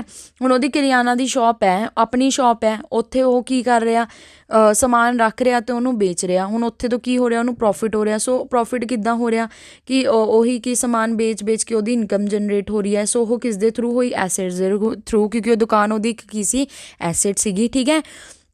ਉਸ ਤੋਂ ਇਲਾਵਾ ਲਾਇਬਿਲਿਟੀਜ਼ ਦੀ ਗੱਲ ਕਰਦੇ ਹਾਂ। Liabilities may help finance business operation, liability loan ਤੁਸੀਂ ਚੱਕ ਰਹੇ ਹੋ, ਠੀਕ ਹੈ, ਉਹ ਤੁਹਾਡੀ ਲਾਇਬਿਲਿਟੀ ਹੈ, ਕਿਉਂਕਿ ਤੁਸੀਂ ਬੈਂਕ ਨੂੰ ਪੇ ਕਰਨਾ। ਹੁਣ ਉਸੀ ਲੋਨ ਦਾ ਤੁਸੀਂ ਯੂਜ਼ ਕਰ ਰਹੇ ਹੋ ਬਾਕੀ ਆਪਣੇ ਬਿਜ਼ਨਸ ਆਪਰੇਸ਼ਨਸ ਵਗੈਰਾ ਚਲਾਉਣ ਲਈ। ਮੰਨ ਲਓ ਕਿਸੇ ਬੰਦੇ ਨੇ ਆਪਣੀ ਕੋਈ ਨਿਊ ਫਰੈਂਚਾਈਜ਼ੀ ਖੋਲ੍ਹਣੀ ਆ, for that he or she takes loan from the bank, so that loan is liability upon that person, because ਉਹ ਉਸਨੂੰ ਇੱਕ ਨਾ ਇੱਕ ਦਿਨ ਵਾਪਿਸ ਕਰਨਾ ਹੈ, ਬਟ ਉਹ ਲਿਆ ਉਹਨੇ ਕਾਹਦੇ ਲਈ, ਆਪਣੇ ਬਿਜ਼ਨਸ ਆਪਰੇਸ਼ਨਸ ਚਲਾਉਣ ਲਈ, ਠੀਕ ਹੈ। ਔਰ ਬਾਕੀ ਇੱਕ ਦੋ ਚੀਜ਼ ਹੋਰ ਦੱਸ ਦਿੰਦੀ ਹਾਂ। ਬਾਕੀ ਇੱਥੇ ਲਿਖਿਆ ਹੋਇਆ ਕਿ ਲਾਇਬਿਲਿਟੀਜ਼ ਜੋ ਨੇ ਉਹ ਇੱਕ ਤਰ੍ਹਾਂ ਦੇ ਕੀ ਨੇ, ਐਕਸਪੈਂਸ ਨੇ ਫॉर द ਬਿਜ਼ਨਸ। ਉਹੀ ਸੇਮ ਲਾਈਨ ਪਿਛਲੀ ਜੋ ਹੈ ਮੈਂ ਰਿਪੀਟ ਕੀਤੀ ਹੋਈ ਹੈ ਇੱਥੇ, ਕਿ ਜੋ ਤੁਹਾਡਾ ਖਰਚਾ ਵਗੈਰਾ ਹੁੰਦਾ ਹੈ ਬਿਜ਼ਨਸ ਚਲਾਉਣ ਲਈ, ਉਹ ਤੁਹਾਡੇ 'ਤੇ ਲਾਇਬਿਲਿਟੀ ਵਗੈਰਾ ਹੈ, ਠੀਕ ਹੈ। ਦੂਜਾ ਜੋ ਇਹ ਡੈਟ ਵਗੈਰਾ ਹੈ, ਉਧਾਰ ਵਗੈਰਾ ਹੁੰਦਾ, ਇਹ ਤੁਸੀਂ ਮਤਲਬ ਉਹ ਕਰਦੇ ਹੋ, ਤੁਹਾਨੂੰ ਕਿਸੇ ਨੂੰ ਵਾਪਿਸ ਦੇਣਾ ਹੁੰਦਾ ਦੂਸਰੀ ਪਾਰਟੀ ਨੂੰ, ਉਹ ਵੀ ਡੈਟ ਮਤਲਬ ਉਧਾਰ ਵਗੈਰਾ, ਉਹ ਵੀ ਤੁਹਾਡੀ ਇੱਕ ਕੀ ਹੈ, ਲਾਇਬਿਲਿਟੀ ਹੈ, ਠੀਕ ਹੈ। ਸੋ ਇਹ ਇੰਨਾ ਹੀ ਸੀਗਾ। ਉਸ ਤੋਂ ਬਾਅਦ ਅਸੀਂ ਚੱਲਦੇ ਹਾਂ ਅੱਗੇ ਉਹੀ ਚੀਜ਼ ਮੈਂ ਦੁਬਾਰਾ ਲਿਖੀ ਹੋਈ ਹੈ ਕਿ ਐਸੇਟਸ ਵਾਟ ਦਾ ਬੈਂਕ ਓਨ, ਬੈਂਕ ਜੋ ਓਨ ਕਰਦਾ ਹੈ, ਬੈਂਕ ਕੀ ਓਨ ਕਰਦਾ ਹੈ, ਬੈਂਕ ਕਿਸ ਚੀਜ਼ ਦਾ, ਬੈਂਕ ਜੋ ਹੈ ਉਹ ਕਿਹੜੀ ਚੀਜ਼ ਮਤਲਬ ਹੈ ਜੋ ਬੈਂਕ ਦੀ ਹੁੰਦੀ ਹੈ, ਬੈਂਕ ਦੀ ਬ੍ਰਾਂਚ ਬੈਂਕ ਦੀ ਹੁੰਦੀ ਹੈ, ਉਸ ਦੇ ਵਿੱਚ ਜੋ ਪਈ ਕੰਪਿਊਟਰਸ, ਬਿਲਡਿੰਗ, ਕੈਸ਼, ਗਵਰਨਮੈਂਟ ਦੇ ਬੌਂਡ ਅਤੇ ਬਾਕੀ ਕੁਛ ਫਾਈਨੈਂਸ਼ੀਅਲ ਐਸੇਟਸ, ਇਹ ਸਾਰੀ ਬੈਂਕ ਦੀ ਕੀ ਹੁੰਦੀਆਂ ਨੇ, ਐਸੇਟਸ ਹੁੰਦੀਆਂ ਨੇ, ਠੀਕ ਹੈ। Plus what people owe to the bank, ਹੁਣ ਕੁਛ ਐਸੀ ਚੀਜ਼ਾਂ ਜੋ ਲੋਕਾਂ ਨੇ ਬੈਂਕ ਨੂੰ ਦੇਣੀਆਂ ਹੁੰਦੀਆਂ ਨੇ, ਲਾਈਕ ਲੋਨ, ਮੌਰਟਗੇਜਿਸ, ਓਵਰਡਰਾਫਟ, ਠੀਕ ਹੈ। ਓਵਰਡਰਾਫਟ ਮੈਂ ਦੱਸਦੀ ਅੱਗੇ ਕੀ ਹੁੰਦਾ, ਉਹ ਤੁਹਾਨੂੰ ਪਤਾ ਲੱਗ ਜੂਗਾ। ਦੂਜਾ ਲਾਇਬਿਲਿਟੀਜ਼ ਦੀ ਗੱਲ ਕਰੀਏ ਤਾਂ ਉਹ ਕੋਈ ਵੀ ਚੀਜ਼ ਜੋ ਬੈਂਕ ਉਹ ਕਰਦਾ ਟੂ ਅਦਰ ਪੀਪਲ, ਜੋ ਬੈਂਕ ਨੇ ਬਾਕੀ ਲੋਕਾਂ ਨੂੰ ਮੋੜਨੀ ਹੋਵੇ, ਠੀਕ ਹੈ। Whatever's left for the shareholder, ਜੋ ਵੀ ਕੁਛ ਸ਼ੇਅਰ ਹੋਲਡਰਸ ਲਈ ਬਚਿਆ ਹੋਇਆ, ਠੀਕ ਹੈ, ਉਹ ਵੀ, ਕਿਉਂਕਿ ਬਹੁਤ ਸਾਰੇ ਲੋਕ ਜੋ ਹੈ ਬੈਂਕ ਦੇ ਵਿੱਚ ਮਤਲਬ ਬੈਂਕ ਦੇ ਵਿੱਚ ਉਹਨਾਂ ਦੇ ਕਈਆਂ ਦੇ ਸ਼ੇਅਰਸ ਵਗੈਰਾ ਪਏ ਹੁੰਦੇ ਨੇ, ਸੋ ਉਹਨਾਂ 'ਤੇ ਵੀ ਜੋ ਬੈਂਕ ਹੈ ਉਸ ਨੂੰ ਦੇਣਾ ਪੈਂਦਾ ਹੈ ਕੋਈ ਨਾ ਕੋਈ ਇੰਟਰਸਟ ਵਗੈਰਾ, ਜਾਂ ਉਹ ਵਾਪਿਸ ਕਰਨੇ ਪੈਂਦੇ ਨੇ, ਠੀਕ ਹੈ। So that is also a liability of the bank, ਠੀਕ ਹੈ। ਅਤੇ ਹੁਣ ਅਸੀਂ ਕਰਦੇ ਹਾਂ ਮੂਵ ਅੱਗੇ। ਅੱਗੇ ਵੇਖ ਲੈਂਦੇ ਕੀ ਹੈ। ਹਾਂਜੀ, ਹੁਣ ਦੇਖੋ ਲਿਖਿਆ ਹੋਇਆ ਕਿ how bank earns money, banks earn money, bank ਪੈਸੇ ਕਿੱਦਾਂ ਕਮਾਉਂਦੇ ਨੇ। ਦੇਖੋ ਬੈਂਕ ਜੋ ਹੁੰਦੇ ਨੇ, ਤੁਹਾਨੂੰ ਪਤਾ ਹੈ ਕਿ ਜੋ ਬੈਂਕ ਪ੍ਰਾਈਮਰਲੀ ਅਰਨ ਕਰਦੇ ਨੇ, ਉਹ ਕਰਦੇ ਨੇ ਥਰੂ 2 ਸੋਰਸਿਸ, 2 ਜਗ੍ਹਾ ਤੋਂ। ਪਹਿਲਾਂ ਤਾਂ ਹੈ ਕਿ the interest they charge on the money they lend to people, ਫਿਰ the fees they charge for their services like checking, ATM access, overdraft protection. ਪਹਿਲਾਂ ਤਾਂ ਕਿ ਜੋ ਉਹ ਇੰਟਰਸਟ ਚਾਰਜ ਕਰਦੇ ਨੇ, ਜੋ ਵਿਆਜ ਉਹ ਚਾਰਜ ਕਰਦੇ ਨੇ, ਠੀਕ ਹੈ, ਜੋ ਪੈਸਾ ਉਹ ਕਿਸੇ ਨੂੰ ਉਧਾਰ ਦਿੰਦੇ ਨੇ ਉਹਦੇ ਤੋਂ ਵਿਆਜ ਵਸੂਲ ਕਰਦੇ ਆ, ਠੀਕ ਹੈ, ਉੱਥੇ ਤੋਂ ਇਹ ਅਰਨ ਕਰਦੇ ਨੇ। ਦੂਜਾ ਉਹ ਫੀਸ ਵਗੈਰਾ ਚਾਰਜ ਕਰ ਲੈਂਦੇ ਨੇ, ਲਾਈਕ ਜੋ ਵੇਰੀਅਸ ਸਰਵਿਸਿਜ਼ ਦਿੰਦੇ ਨੇ ਤੁਹਾਨੂੰ, ATM ਵਗੈਰਾ ਦੀ, ਠੀਕ ਹੈ, ਚੈੱਕ ਵਗੈਰਾ ਦੀ, ਇਹ ਅਤੇ ਓਵਰਡਰਾਫਟ ਪ੍ਰੋਟੈਕਸ਼ਨ ਵਗੈਰਾ ਦਿੰਦੇ ਨੇ, ਇਸ 'ਤੇ ਵੀ ਉਹ ਕੀ ਕਰਦੇ ਨੇ। ਓਵਰਡਰਾਫਟ ਵਰਡ ਦੇਖੋ ਫਿਰ ਦੂਜੀ ਵਾਰ ਆ ਗਿਆ, ਸੋ ਡੋਂਟ ਵਰੀ, ਮੈਂ ਤੁਹਾਨੂੰ ਇਹ ਅੱਜ ਹੀ ਇਸ ਵੀਡੀਓ 'ਚ ਨੈਕਸਟ ਪਾਰਟ 'ਚ ਜ਼ਰੂਰ ਦੱਸਾਂਗੀ, ਕਿਉਂਕਿ ਇਹਦਾ ਅੱਗੇ ਜ਼ਿਕਰ ਆ ਰਿਹਾ, ਠੀਕ ਹੈ। ਅਤੇ ਇਹਦੇ ਉੱਪਰ ਜੋ ਬੈਂਕ ਕੀ ਕਰਦਾ ਹੈ, ਚਾਰਜ ਕਰਦਾ ਹੈ, ਸੋਰੀ ਬੈਂਕ ਜੋ ਹੈ ਉਹ ਪ੍ਰੋਫਿਟ ਅਰਨ ਕਰਦਾ ਹੈ, ਠੀਕ ਹੈ। ਪ੍ਰਾਈਮੇਰਲੀ ਅਗਰ ਵੇਖਿਆ ਜਾਵੇ ਮੇਨ ਤਾਂ ਇਹ ਹੈ ਜੋ ਇਹ ਵਾਲੀ ਚੀਜ਼ ਲਿਖੀ ਹੋਈ ਹੈ। ਦੇਖੋ ਹੁਣ ਦੱਸਦੀ ਹਾਂ ਮੈਂ ਤੁਹਾਨੂੰ ਡਾਇਗਰਾਮ ਦੇ ਥਰੂ ਕਿ ਕੀ ਚੀਜ਼ ਹੈ ਇਹ। ਇੱਥੇ ਮੈਂ ਖਾਲੀ ਜਗ੍ਹਾ ਛੱਡੀ ਹੋਈ ਹੈ। ਹੁਣ ਦੇਖੋ ਕੀ ਹੁੰਦਾ ਹੈ, ਇਹ ਚੀਜ਼ ਤੁਸੀਂ ਧਿਆਨ ਨਾਲ ਸਮਝਿਓ। ਆਹ ਦੇਖੋ ਹੁਣ ਕੀ ਹੈ, ਮੰਨ ਲਓ ਕਿ ਕੋਈ ਨਾ ਕਸਟਮਰ ਹੈ, ਠੀਕ ਹੈ, ਕੋਈ ਕਸਟਮਰ ਹੈ। ਕਸਟਮਰ ਜੋ ਹੈ ਉਹ ਤੁਹਾਨੂੰ ਪਤਾ ਹੈ ਉਹ ਬੈਂਕ ਕੋਲ ਕੀ ਕਰਵਾਊਗਾ, ਮਨੀ ਡਿਪੋਜ਼ਿਟ ਕਰਵਾਊਗਾ, ਠੀਕ ਹੈ। ਮਨੀ ਕੀ ਕਰਵਾਊਗਾ, ਡਿਪੋਜ਼ਿਟ ਕਰਵਾਊਗਾ, ਠੀਕ ਹੈ। ਕਿਸ ਕੋਲ ਕਰਵਾਊਗਾ, ਉਹ ਬੈਂਕ ਕੋਲ ਕਰਵਾਊਗਾ, ਠੀਕ ਹੈ। ਹੁਣ ਉਹ ਬੈਂਕ ਉਸੇ ਮਨੀ ਨੂੰ ਅੱਗੇ ਲੋਨ ਦੇ ਵਿੱਚ ਚੁਕਵਾ ਦੂਗਾ, ਸਾਰੀ ਨੂੰ ਨਹੀਂ ਚੁਕਵਾਉਂਦਾ ਹੈਗਾ, ਠੀਕ ਹੈ। ਸਮ ਅਮਾਊਂਟ ਡਿਪੈਂਡ ਕਰਦਾ ਕਿੰਨੀ ਰੱਖਣੀ ਹੈ, SCRR SLR 'ਚ, ਉਹ ਵੀ ਅਸੀਂ ਅੱਗੇ ਡਿਸਕਸ ਕਰਦੇ ਹਾਂ, ਠੀਕ ਹੈ। ਮੰਨ ਲਓ ਚੁਕਵਾਤੀ ਕਸਟਮਰ 2 ਨੂੰ, ਠੀਕ ਹੈ। ਹੁਣ ਕਸਟਮਰ 1 ਨੇ ਪੈਸਾ ਡਿਪੋਜ਼ਿਟ ਕਰਿਆ ਬੈਂਕ ਦੇ ਵਿੱਚ। ਬੈਂਕ ਕੀ ਹੈ, ਬੈਂਕ ਨੂੰ ਇਸੇ ਕਰਕੇ ਫਾਈਨੈਂਸ਼ੀਅਲ ਇੰਟਰਮੀਡੀਏਰੀ ਬੋਲਦੇ ਹੈ, ਫਾਈਨੈਂਸ਼ੀਅਲ ਇੰਟਰਮੀਡੀਏਰੀ, ਠੀਕ ਹੈ। ਹੁਣ ਕੀ ਹੈ, ਜਿਹੜਾ ਬੈਂਕ ਜਿਹੜਾ ਹੈਗਾ ਉਹ ਕਸਟਮਰ 1 ਨੂੰ, ਹੁਣ ਇਹ ਬੰਦਾ ਡਿਪੋਜ਼ਿਟ ਕਿਉਂ ਕਰਾਵੇ, ਇਹਨੂੰ ਕੀ ਫਾਇਦਾ ਹੈ, ਕਿਉਂਕਿ ਦੇਖੋ ਬੈਂਕ ਜੋ ਹੈ ਇਸ ਨੂੰ ਨਾ ਕੁਛ ਪੈਸਾ ਵਾਪਿਸ ਕਰੂਗਾ ਇੰਟਰਸਟ ਰੇਟ 'ਤੇ, ਮਤਲਬ ਜੋ ਵੀ ਬੰਦਾ ਪੈਸਾ ਡਿਪੋਜ਼ਿਟ ਕਰਵਾਉਂਦਾ ਹੈ ਨਾ ਬੈਂਕ, ਉਹਦੇ 'ਤੇ ਇਹਨੂੰ ਕੁਛ ਕੀ ਦਊਗਾ, ਇਹਨੂੰ ਕੁਛ ਵਿਆਜ ਦਊਗਾ, ਠੀਕ ਹੈ, ਓਕੇ। ਔਰ ਜਿਸ ਰੇਟ 'ਤੇ ਜੋ ਬੈਂਕ ਜਿਹੜਾ ਹੈਗਾ, ਮਤਲਬ ਜਿਹੜਾ ਕਸਟਮਰ ਮਤਲਬ ਕਿ ਬੈਂਕ ਜਿਸ ਰੇਟ 'ਤੇ ਕਸਟਮਰ ਨੂੰ ਉਹਦੀ ਡਿਪੋਜ਼ਿਟ ਕਰਾਈ 'ਤੇ ਜੋ ਪੈਸੇ ਦਿੰਦਾ ਹੈ, ਠੀਕ ਹੈ, ਉਸਨੂੰ ਕੀ ਬੋਲਦੇ ਨੇ, ਮਤਲਬ ਉਸਨੂੰ ਬੋਲਦੇ ਨੇ ਡਿਪੋਜ਼ਿਟ ਰੇਟ। ਇੱਕ ਮਿੰਟ ਤੁਸੀਂ ਇਹਨੂੰ ਛੱਡ ਦਿਓ ਜ਼ਰਾ, ਪਹਿਲਾਂ ਇਹ ਵਾਲੀ ਗੱਲ ਸੁਣੋ, ਇੱਥੇ ਤੁਸੀਂ ਕਨਫਿਊਜ਼ ਹੋਗੇ। ਇੰਨਾ ਤਾਂ ਤੁਹਾਨੂੰ ਪਤਾ ਲੱਗ ਗਿਆ ਨਾ ਕਿ ਕਸਟਮਰ ਡਿਪੋਜ਼ਿਟ ਕਰਵਾਉਂਦਾ ਹੈ ਬੈਂਕ 'ਚ, ਠੀਕ ਹੈ, ਫਿਰ ਬੈਂਕ ਉਸੇ ਨੂੰ ਲੋਨ ਦੇ ਵਿੱਚ ਕੀ ਹੈ ਕਸਟਮਰ 2 ਨੂੰ ਚੁਕਵਾ ਦਿੰਦਾ ਹੈ, ਠੀਕ ਹੈ।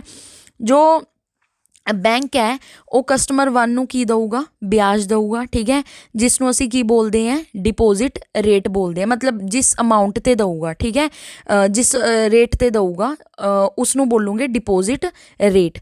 ਔਰ ਜਿਹੜਾ ਕਸਟਮਰ 1 ਹੈ, ਠੀਕ ਹੈ, ਉਹਦੇ ਹੀ ਪੈਸੇ ਬੈਂਕ ਕੀ ਕਰੂਗਾ, ਲੋਨ ਦੇ ਵਿੱਚ ਅੱਗੇ ਦੇ ਦੂਗਾ ਕਸਟਮਰ 2 ਨੂੰ, ਠੀਕ ਹੈ। ਔਰ ਉਸ ਤੋਂ ਕੀ ਲਊਗਾ, ਉਸ ਤੋਂ ਇੰਟਰਸਟ ਲਊਗਾ, ਠੀਕ ਹੈ। ਔਰ ਉਸ ਚੀਜ਼ ਨੂੰ ਬੋਲਦੇ ਆ ਲੈਂਡਿੰਗ ਰੇਟ। ਹੁਣ ਬੈਂਕ ਅਗਰ ਕਸਟਮਰ 1 ਦੇ ਪੈਸੇ ਕਸਟਮਰ 2 ਨੂੰ ਅੱਗੇ ਲੋਨ ਦੇ ਵਿੱਚ ਦੇ ਰਿਹਾ ਤਾਂ ਉਹਦੇ ਉੱਪਰ ਕੋਈ ਨਾ ਕੋਈ ਇੰਟਰਸਟ ਚਾਰਜ ਕਰੂਗਾ, ਤਾਂ ਜੋ ਵੀ ਜਿਸ ਇੰਟਰਸਟ ਰੇਟ 'ਤੇ ਉਹ ਕਸਟਮਰ 2 ਨੂੰ ਪੈਸੇ ਚੁਕਵਾਉਂਦਾ ਹੈ ਦੈਟ ਇਜ਼ ਲੈਂਡਿੰਗ ਰੇਟ, ਠੀਕ ਹੈ। ਔਰ ਇੱਕ ਚੀਜ਼ ਹਮੇਸ਼ਾ ਯਾਦ ਰੱਖਣੀ ਹੈ ਕਿ ਜੋ ਲੈਂਡਿੰਗ ਰੇਟ ਹੈ ਉਹ ਹਮੇਸ਼ਾ ਗ੍ਰੇਟਰ ਹੋਊਗਾ ਦੈਨ ਡਿਪੋਜ਼ਿਟ ਰੇਟ। ਕਿਉਂ ਹੋਊਗਾ, ਤਾਂ ਹੀ ਤਾਂ ਬੈਂਕ ਨੂੰ ਪ੍ਰੋਫਿਟ ਹੋਊਗਾ ਅਗਰ ਉਹ ਜ਼ਿਆਦਾ ਹੋਊਗਾ। ਹੁਣ ਮੰਨ ਲਓ ਕਿ ਕਸਟਮਰ ਜਿਹੜਾ ਹੈਗਾ ਇਹਨੇ 10 ਰੁਪਏ ਜਮ੍ਹਾਂ ਕਰਵਾਏ, 100 ਰੁਪਏ ਜਮ੍ਹਾਂ ਕਰਵਾਏ, ਠੀਕ ਹੈ, 100 ਰੁਪਏ ਜਮ੍ਹਾਂ ਕਰਵਾਏ ਅਤੇ ਬੈਂਕ ਜੋ ਹੈਗਾ ਇਹਨੂੰ ਬੈਂਕ ਨੇ ਇਹਨੂੰ ਕਹਿਤਾ ਕਿ ਮੈਂ ਨਾ ਤੈਨੂੰ ਜਦੋਂ ਇਹ ਤੂੰ ਪੈਸੇ ਮਤਲਬ ਬੈਂਕ ਇਹਨੂੰ ਵਾਪਿਸ ਕਰੂਗਾ ਤਾਂ 2% ਕੀ ਹੈ ਇੰਟਰਸਟ ਰੇਟ 'ਤੇ ਕਰੂਗਾ। ਠੀਕ ਹੈ, ਮਤਲਬ ਜਦੋਂ ਬੈਂਕ ਇਹਨੂੰ ਇਹ 100 ਰੁਪਇਆ ਵਾਪਿਸ ਕਰੂਗਾ ਤਾਂ ਉਹਦੇ ਵਿੱਚ 2% 100 ਦਾ 2% ਕੀ ਹੋ ਗਿਆ 2 ਰੁਪਏ, ਤਾਂ ਮਤਲਬ ਬੈਂਕ ਇਹਨੂੰ ਇਨ ਟੋਟਲ 102 ਰੁਪੀਜ਼ ਦਊਗਾ। ਠੀਕ ਹੈ, ਲੇਕਿਨ ਜਦੋਂ ਬੈਂਕ ਕੀ ਕਰਦਾ, ਮੰਨ ਲਓ ਬੈਂਕ ਨੇ ਉਹੀ 100 ਦਾ 100 ਚਕਵਾਤਾ, ਵੈਸੇ ਬੈਂਕ 100 ਦਾ 100 ਅੱਗੇ ਪੂਰਾ ਨਹੀਂ ਚਕਵਾ ਦਿੰਦਾ ਹੈਗਾ, ਸਾਰੇ ਦੇ ਸਾਰਾ ਡਿਪੋਜ਼ਿਟ ਕੁਛ ਕੁ ਅਮਾਊਂਟ ਚਕਵਾਉਂਦਾ, ਬਟ ਇੱਥੇ ਅਸੀਂ ਈਜ਼ੀ ਵਿੱਚ ਸਮਝਣ ਲਈ ਮੰਨ ਲੈਂਦੇ ਹੈ ਕਿ ਬੈਂਕ ਨੇ ਉਹੀ 100 ਦਾ 100 ਦੇ 100 ਰੁਪਏ ਅੱਗੇ ਨਾ ਲੋਨ 'ਚ ਦੇਤੇ। ਠੀਕ ਹੈ, ਬਟ ਹੁਣ ਬੈਂਕ ਜਿਸ ਇੰਟਰਸਟ ਰੇਟ 'ਤੇ ਦਊਗਾ ਉਹ ਇਸ ਇੰਟਰਸਟ ਰੇਟ ਨਾਲੋਂ ਕੀ ਹੈ ਬਹੁਤ ਜ਼ਿਆਦਾ ਹੋਊਗਾ। ਠੀਕ ਹੈ, ਬੈਂਕ ਨੇ ਮੰਨ ਲਓ ਦੇਤਾ 10% ਇੰਟਰਸਟ ਰੇਟ 'ਤੇ, 10% ਇੰਟਰਸਟ ਰੇਟ 'ਤੇ ਮਤਲਬ ਕਿ ਵਿਆਜ ਲਗਾਤਾ। ਹੁਣ ਇਹ ਕਸਟਮਰ ਜਦੋਂ ਇਹਨੂੰ ਪੈਸੇ ਵਾਪਿਸ ਕਰੂਗਾ ਬੈਂਕ ਨੂੰ ਤਾਂ 100 ਦਾ 10% ਕਿੰਨਾ ਹੋ ਗਿਆ 10 ਰੁਪਏ, ਤਾਂ ਮਤਲਬ ਇਹ ਕਸਟਮਰ 2 ਜਿਹੜਾ ਹੈ ਉਹ ਬੈਂਕ ਨੂੰ ਕਿੰਨੇ ਪੈਸੇ ਦਊਗਾ 110 ਰੁਪਏ। ਠੀਕ ਹੈ, ਤਾਂ ਹੁਣ ਦੇਖੋ ਬੈਂਕ ਨੂੰ ਇਹਨੂੰ ਕਿੰਨੇ ਵਾਪਸ ਕਰਨੇ ਸੀਗੇ, ਇਹਨੂੰ 102 ਕਰਨੇ ਸੀ, ਬੈਂਕ ਨੂੰ ਕਿੰਨੇ ਮਿਲੇ 110 ਮਿਲੇ, ਤਾਂ ਵਿੱਚ ਜਿਹੜੇ ਪੈਸੇ ਬਚ ਰਹੇ ਨੇ ਜਿਹੜਾ ਉਹ 8 ਰੁਪਏ ਨੇ ਉਹਦਾ ਬੈਂਕ ਨੂੰ ਕੀ ਹੋਊਗਾ ਪ੍ਰੋਫਿਟ ਹੋਊਗਾ, ਉਸੇ ਨੂੰ ਬੋਲਦੇ ਆ ਬੈਂਕ ਦਾ ਪ੍ਰੋਫਿਟ। ਠੀਕ ਹੈ, ਸੋ ਇਹ ਮੈਂ ਕੋਸ਼ਿਸ਼ ਕਰੀ ਹੈ ਇਸਦੀ ਵਿੱਚ ਸਮਝਾਉਣ ਲਈ। ਬਾਕੀ ਅਗਰ ਤੁਹਾਨੂੰ ਨਹੀਂ ਸਮਝ ਆਇਆ ਦੈਨ ਤੁਸੀਂ ਦੁਬਾਰਾ ਇੱਕ ਵਾਰ ਰਿਪੀਟ ਵੀਡੀਓ ਵੇਖ ਲਿਓ, ਤੁਹਾਨੂੰ ਸਮਝ ਆ ਜਾਊਗਾ। ਅਗਰ ਫਿਰ ਵੀ ਨਹੀਂ ਆਉਂਦਾ ਦੈਨ ਕੋਈ ਗੱਲ ਨਹੀਂ, ਤੁਸੀਂ ਕਮੈਂਟ ਸੈਕਸ਼ਨ 'ਚ ਮੈਨੂੰ ਦੱਸ ਸਕਦੇ ਹੋ। ਠੀਕ ਹੈ, ਇਸ ਨੂੰ ਔਰ ਇੱਕ ਚੀਜ਼ ਇਹ ਵੀ ਲਿਖ ਲਿਓ ਤੁਸੀਂ, ਇਹਨੂੰ ਬੋਲਦੇ ਆ ਇੰਟਰਸਟ ਮਾਰਜਨ ਵੀ ਬੋਲ ਦਿੰਦੇ ਆ, ਇੰਟਰਸਟ ਮਾਰਜਨ ਇਸ ਚੀਜ਼ ਨੂੰ, ਕਿ ਇਹਨੂੰ 1 ਮਿੰਟ ਮੈਂ ਲਿਖ ਦਿੰਦੀ ਹਾਂ। ਇੰਟਰਸਟ ਮਾਰਜਨ ਕਿਹਨੂੰ ਬੋਲਦੇ ਆ, ਜੋ ਡਿਫਰੈਂਸ ਹੁੰਦਾ ਹੈ, difference between deposit rate and landing rate. Deposit rate and landing rate ਦੇ ਵਿੱਚ ਦਾ ਜੋ ਡਿਫਰੈਂਸ ਹੈ ਉਸੀ ਨੂੰ ਕੀ ਬੋਲਦੇ ਆ ਇੰਟਰਸਟ ਮਾਰਜਨ ਬੋਲਦੇ ਆ। ਠੀਕ ਹੈ, ਮੰਨ ਲਓ ਕਿ ਅਗਰ ਕੋਈ ਕਸਟਮਰ ਹੈ ਉਹ ਮਨੀ ਡਿਪੋਜ਼ਿਟ ਕਰਵਾਉਂਦਾ ਹੈ, ਠੀਕ ਹੈ, let's say he got 7% deposit rate. ਠੀਕ ਹੈ, ਔਰ ਉਸੇ ਦੇ ਪੈਸੇ ਦੇ ਵਿੱਚੋਂ ਕੁਛ ਮਨੀ ਜੋ ਹੈ ਬੈਂਕ ਨੇ ਲੋਨ 'ਤੇ ਦੇਤੀ, ਅਤੇ ਬੈਂਕ ਨੇ ਜਿਸ ਅਗਲੇ ਬੰਦੇ ਨੂੰ ਲੋਨ 'ਚ ਅਮਾਊਂਟ ਚੁਕਵਾਈ ਹੈ ਉਹਦੇ ਤੋਂ 11% ਜਿਹੜਾ ਹੈਗਾ ਉਹ ਚਾਰਜ ਕੀਤਾ, ਤਾਂ 11% ਕੀ ਹੋ ਗਿਆ ਲੈਂਡਿੰਗ ਰੇਟ। ਠੀਕ ਹੈ, ਸੋ ਇਹ ਚੀਜ਼ ਪਤਾ ਲੱਗ ਗਈ। ਸੋ 4% ਦਾ ਡਿਫਰੈਂਸ ਆ ਰਿਹਾ ਕਿਉਂਕਿ 7% ਕੀ ਸੀ ਡਿਪੋਜ਼ਿਟ ਰੇਟ ਸੀ ਔਰ 11% ਕੀ ਸੀ ਲੈਂਡਿੰਗ ਰੇਟ ਹੈ। ਸੋ ਜਿਹੜਾ 4% ਦਾ ਡਿਫਰੈਂਸ ਆ ਰਿਹਾ ਨਾ ਇਹਦੇ ਵਿੱਚ ਉਹੀ ਇੰਟਰਸਟ ਮਾਰਜਨ ਹੈ। ਇੰਟਰਸਟ ਮਾਰਜਨ ਦਾ ਸਿੰਪਲੀ ਮਤਲਬ ਕੀ ਹੁੰਦਾ profit of the commercial bank, profit of commercial bank. ਠੀਕ ਹੈ, ਸੋ ਇਹ ਮੈਂ ਚੀਜ਼ ਤੁਹਾਨੂੰ ਪਿੱਛੇ ਦੱਸਤੀ। ਠੀਕ ਹੈ, ਅਤੇ ਆਈ ਹੋਪ ਤੁਹਾਨੂੰ ਇਹ ਚੀਜ਼ ਜੋ ਹੈ ਉਹ ਸਮਝ 'ਚ ਆ ਵੀ ਗਈ ਹੋਊਗੀ। So let's move further. ਹੁਣ ਦੇਖੋ ਇੱਥੇ ਵੀ ਮੈਂ ਪ੍ਰੋਸੈਸ ਪੂਰੀ ਲਿਖੀ ਹੋਈ ਹੈ ਕਿ ਕਿੱਦਾਂ ਜੋ ਬੈਂਕ ਹੈ ਉਹ ਅਰਨ ਕਰਦਾ ਹੈ ਮਨੀ। ਠੀਕ ਹੈ, ਤੁਸੀਂ ਦੇਖੋ ਕਿ ਇਨਵੈਸਟਰ ਡਿਪੋਜ਼ਿਟ ਕਰ ਰਹੇ ਨੇ ਮਨੀ ਬੈਂਕ ਦੇ ਵਿੱਚ, ਮੰਨ ਲਓ ਕਿ ₹100 ਡਿਪੋਜ਼ਿਟ ਹੋਏ ਨੇ ਬੈਂਕ ਦੇ ਵਿੱਚ। ਠੀਕ ਹੈ, ₹100 deposit, bank will give interest on the money investor deposit. ਹੁਣ ਜੋ ਇਹ ਇਨਵੈਸਟਰ ਮਨੀ ਡਿਪੋਜ਼ਿਟ ਕਰਦੇ ਨੇ ਬੈਂਕ ਇਹਨਾਂ ਨੂੰ ਇਸ ਦੇ ਉੱਪਰ ਕੀ ਦਿੰਦਾ ਹੈ ਕੁਛ ਇੰਟਰਸਟ ਦਿੰਦਾ ਹੈ। ਠੀਕ ਹੈ, ਹੁਣ ਕੀ ਹੋਇਆ ਇੱਥੇ ਦੇਖੋ ਕਿ ਮੰਨ ਲਓ ਕਿ 100 ਰੁਪਏ ਦੇ ਵਿੱਚ ਜੋ 10 ਰੁਪਏ ਆ ਉਹ ਬੈਂਕ ਨੇ ਆਪਣੇ ਕੋਲ ਰਿਜ਼ਰਵ 'ਚ ਰੱਖ ਲਏ, ਕਿਉਂਕਿ ਮੈਂ ਤੁਹਾਨੂੰ ਪਿੱਛੇ ਦੱਸਿਆ ਸੀ ਨਾ ਕਿ ਜੋ ਬੈਂਕ ਹੈ ਉਹ ਸਾਰੀ ਅਮਾਊਂਟ ਲੋਨ ਦੇ ਵਿੱਚ ਨਹੀਂ ਚੁਕਵਾ ਸਕਦੇ, they have to keep some amount of money in the form of CRR or SLR, ਜੋ ਕਿ ਅਸੀਂ ਅੱਗੇ ਪੜ੍ਹਾਂਗੇ। ਸੋ 10 ਰੁਪਏ ਉਹਨੇ ਰੱਖ ਲਿਆ ਆਪਣੇ ਕੋਲ। So this money is kept to give back if any of the investor want to withdraw, ਕਿਉਂਕਿ ਇਹ ਨਾ ਹੋਵੇ ਕਿ ਬੈਂਕ 100 ਰੁਪਏ ਆਏ 100 ਹੀ ਲੋਨ 'ਚ ਚੁਕਵਾਤੇ, ਮੰਨ ਲਓ ਕੋਈ ਬੰਦਾ ਆ ਕੇ ਖੜਾ ਹੋ ਗਿਆ ਡਿਪੋਜ਼ਿਟਰ ਕਿ ਮੈਨੂੰ ਮੇਰੇ ਪੈਸੇ ਵਾਪਸ ਚਾਹੀਦੇ ਆ, ਫਿਰ ਬੈਂਕ ਕੀ ਦਊਗਾ ਅਗਰ ਆਪਣੇ ਕੋਲ ਕੁਛ ਮਨੀ ਹੀ ਨਹੀਂ ਰੱਖੂਗਾ। ਸੋ ਇਸ ਲਈ ਮੰਨ ਲਓ ਕਿ ਬੈਂਕ ਨੇ ਰਿਜ਼ਰਵ 'ਚ ਰੱਖ ਲਈ। ਹੁਣ ਜਿਹੜੇ 90 ਰੁਪੀਜ਼ ਹੈ ਉਹ ਕੀ ਕਰੂਗਾ ਬੈਂਕ ਲੋਨ ਦੇ ਵਿੱਚ ਅੱਗੇ ਅੱਗੇ ਚੁਕਵਾਊਗਾ। ਠੀਕ ਹੈ, so this money is kept for lending at some interest. ਹੁਣ ਕੁਛ ਇੰਟਰਸਟ ਦੇ ਉੱਪਰ ਜੋ ਹੈ ਇਹ ਮਨੀ ਜੋ ਹੈ ਬੈਂਕ ਕੀ ਹੈ ਅੱਗੇ ਲੈਂਡ ਕਰਵਾਊਗਾ ਲੋਨ ਦੇ ਵਿੱਚ ਔਰ ਡੈਟਸ ਦੇ ਥਰੂ। ਠੀਕ ਹੈ, ਅਤੇ ਉਸ ਤੋਂ ਬਾਅਦ ਇੱਥੇ ਤੁਸੀਂ ਦੇਖੋ loan takers pay back EMI and loans with high interest charges. ਹੁਣ ਜਿਹੜੇ ਲੋਨ ਟੇਕਰਸ ਹੈ ਜਿਨ੍ਹਾਂ ਨੇ ਕੀ ਹੈ ਲੋਨ ਲਿੱਤਾ ਹੈ, ਹੁਣ ਉਹ EMIs ਵਗੈਰਾ ਭਰਨਗੇ, ਜਿਹੜੀਆਂ ਤੁਹਾਨੂੰ ਪਤਾ ਮੰਥਲੀ ਇੰਸਟਾਲਮੈਂਟਸ ਵਗੈਰਾ ਹੁੰਦੀਆਂ, ਠੀਕ ਹੈ, ਉਹਦੀ ਫੋਰਮ 'ਚ। ਔਰ ਦੂਜਾ ਲੋਨ ਵਗੈਰਾ 'ਤੇ ਜੋ ਹਾਈ ਇੰਟਰਸਟ ਚਾਰਜ ਕਰਦਾ ਹੈ ਬੈਂਕ, ਠੀਕ ਹੈ, ਉਹ ਵੀ ਇਹ ਲੋਨ ਟੇਕਰਸ ਜੋ ਹੈ ਵਾਪਿਸ ਕਰੂੰਗੇ। ਤਾਂ ਹੁਣ ਜਿਹੜਾ ਬੈਂਕ ਹੋਇਆ, ਬੈਂਕ ਨੂੰ ਕੀ ਹੋਊਗਾ, ਇਸ 'ਚ ਪ੍ਰੋਫਿਟ ਹੋਊਗਾ। ਸੋ ਉਹੀ ਜਿਹੜਾ ਪ੍ਰੋਫਿਟ ਹੈ, ਠੀਕ ਹੈ, ਉਹੀ ਉਸ ਪ੍ਰੋਫਿਟ ਦੇ ਵਿੱਚੋਂ ਕੁਛ ਤਾਂ ਜਿਹੜਾ ਅਮਾਊਂਟ ਪੇਡ ਬੈਕ ਕਰਨੀ ਸੀ ਇਨਵੈਸਟਰ ਨੂੰ, ਇੰਟਰਸਟ ਜੋ ਉਹਨਾਂ ਨੂੰ ਕਿਹਾ ਨਹੀਂ ਸੀ ਸਟਾਰਟਿੰਗ 'ਚ ਕਿ ਕੁਛ ਇੰਟਰਸਟ ਦਊਂਗੇ, ਉਹ ਤਾਂ ਬੈਂਕ ਦਿੰਦਾ ਹੀ ਦਿੰਦਾ। ਬਾਕੀ ਜੋ ਉਹਨੇ ਐਕਸਟਰਾ ਅਮਾਊਂਟ ਜਿਹੜੀ ਹੈਗੀ ਹੈ ਉਸ ਕੋਲ ਬਚਦੀ ਆ, ਉਸਨੂੰ ਐਜ਼ ਅ ਪ੍ਰੋਫਿਟ ਜੋ ਹੈ ਬੈਂਕ ਕੀ ਆ ਆਪਣੇ ਕੋਲ ਰੱਖਦਾ ਹੈ, ਠੀਕ ਹੈ। ਸੋ ਆਈ ਹੋਪ ਇਹ ਚੀਜ਼ ਤੁਹਾਨੂੰ ਪਤਾ ਲੱਗ ਗਈ ਹੋਊਗੀ। ਹੁਣ ਅਸੀਂ ਚੱਲਦੇ ਹਾਂ ਅੱਗੇ। ਆ ਦੇਖੋ ਮੈਂ ਫੇਰ ਇਹੀ ਚੀਜ਼ ਬਣਾਈ ਹੋਈ ਹੈ। ਸੇਵਰਸ ਜੋ ਨੇ ਉਹ ਡਿਪੋਜ਼ਿਟ ਕਰਵਾਉਂਦੇ ਨੇ ਬੈਂਕ ਦੇ ਵਿੱਚ, ਬੈਂਕ ਜੋ ਹੈ ਉਹ ਫਿਰ ਲੋਨ 'ਚ ਚੁਕਵਾ ਦਿੰਦਾ ਹੈ ਬੋਰੋਅਰਸ ਨੂੰ, ਠੀਕ ਹੈ। ਫਿਰ ਬੋਰੋਅਰਸ ਜਿਹੜੇ ਹੈਗੇ ਉਹ ਪੇਮੈਂਟ ਰੀਪੇਮੈਂਟ ਕਰਦੇ ਆ ਲੋਨ ਦੀ, ਔਰ ਉਹਦੇ ਉੱਪਰ ਕੁਛ ਇੰਟਰਸਟ ਪੇ ਕਰਦੇ ਨੇ, ਠੀਕ ਹੈ। ਔਰ ਹੁਣ ਇੱਥੇ ਦੇਖੋ, ਇੱਥੇ ਬੋਰੋਅਰ ਬੈਂਕ ਨੂੰ ਇੰਟਰਸਟ ਦੇਣਗੇ, ਇੱਥੇ ਬੈਂਕ ਜੋ ਹੈ ਜਿਹਨੇ ਉਹ ਡਿਪੋਜ਼ਿਟਰਸ ਤੋਂ ਡਿਪੋਜ਼ਿਟ ਕਰਵਾਈ ਸੀ ਮਨੀ, ਬੈਂਕ ਉਹਦੇ 'ਤੇ ਫਿਰ ਕੀ ਕਹੂੰਗੇ, ਇਹਨਾਂ ਨੂੰ ਇੰਟਰਸਟ ਪੇ ਕਰੂੰਗੇ, ਠੀਕ ਹੈ, ਕਿਹਨਾਂ ਨੂੰ, ਜਿਨ੍ਹਾਂ ਨੇ ਵਿਡਰੋਲ ਵਗੈਰਾ ਕਰਵਾਇਆ, ਠੀਕ ਹੈ। ਓਕੇ, ਚੀਜ਼ ਪਤਾ ਲੱਗ ਗਈ। ਇਹ ਡਿਪੋਜ਼ਿਟ ਕਰਾ ਰਹੇ ਨੇ ਬੈਂਕ 'ਚ, ਬੈਂਕ ਦੇ ਰਿਹਾ ਬੋਰੋਅਰ ਨੂੰ, ਠੀਕ ਹੈ। ਹੁਣ ਇਹ ਜਿਹੜੇ ਲੈਂਦੇ ਆ ਪੈਸੇ, ਇਹਨਾਂ ਨੂੰ ਬਾਅਦ 'ਚ ਇੰਟਰਸਟ ਦੇਣਾ ਪਊਗਾ, ਠੀਕ ਹੈ, ਬੈਂਕ ਨੂੰ। ਔਰ ਬੈਂਕ ਨੇ ਜਿਨ ਡਿਪੋਜ਼ਿਟਰਸ ਤੋਂ ਪੈਸਾ ਲਿਆ ਉਹਨਾਂ ਨੂੰ ਵੀ ਵਾਪਸ ਕੀ ਹੈ, ਇੰਟਰਸਟ ਪੇ ਕਰਨਾ ਪਊਗਾ। ਦੇਖ ਲਓ ਕਿ ਮੈਂ ਕਿੰਨੀ ਸਾਰੀ ਸਲਾਈਡਸ ਦੇ ਵਿੱਚ ਇੰਨੇ ਡਾਇਗਰਾਮਸ ਵਗੈਰਾ ਐਡ ਕੀਤੇ ਨੇ ਤਾਂ ਕਿ ਤੁਹਾਨੂੰ ਮਤਲਬ ਚੀਜ਼ ਈਜ਼ੀ ਲੱਗੇ, ਸਮਝ ਆ ਜਾਏ, ਤੁਸੀਂ ਕਦੇ ਭੁੱਲੋ ਨਾ, ਠੀਕ ਹੈ। ਹੁਣ ਅਸੀਂ ਚੱਲਦੇ ਹਾਂ ਅੱਗੇ। ਅੱਗੇ ਅਸੀਂ ਗੱਲ ਕਰਦੇ ਹਾਂ ਲਾਇਬਿਲਿਟੀਜ਼ ਆਫ ਬੈਂਕ। ਬੈਂਕ ਦੀ ਲਾਇਬਿਲਿਟੀਜ਼ ਕੀ ਹੁੰਦੀਆਂ ਨੇ, ਠੀਕ ਹੈ। Just a moment. ਹਾਂਜੀ, ਦੇਖੋ ਇੱਕ ਬੈਂਕ ਦੀ ਜੋ ਲਾਇਬਿਲਿਟੀਜ਼ ਨੇ ਦੈਟ ਆਰ ਆਫ 2 ਟਾਈਪਸ। ਇੱਕ ਹੁੰਦੀਆਂ ਨੇ ਟਾਈਮ ਲਾਇਬਿਲਿਟੀਜ਼, ਇੱਕ ਕੀ ਹੁੰਦੀਆਂ ਨੇ ਡਿਮਾਂਡ ਲਾਇਬਿਲਿਟੀਜ਼।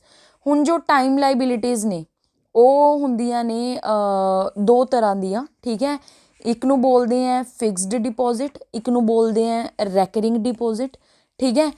ਅਸੀਂ ਪੜ੍ਹਦੇ ਹਾਂ ਅੱਗੇ ਕੀ ਹੁੰਦੇ ਆ। ਫਿਕਸਡ ਡਿਪੋਜ਼ਿਟ ਸਾਰਾ ਪੜ੍ਹਾਂਗੇ, ਰੈਕਰਿੰਗ ਕੀ ਹੁੰਦਾ ਉਹ ਵੀ ਪੜ੍ਹਾਂਗੇ, ਡੋਂਟ ਵਰੀ, ਅੱਗੇ ਮੈਂ ਸਲਾਈਡਸ 'ਚ ਰੱਖਿਆ ਹੋਇਆ।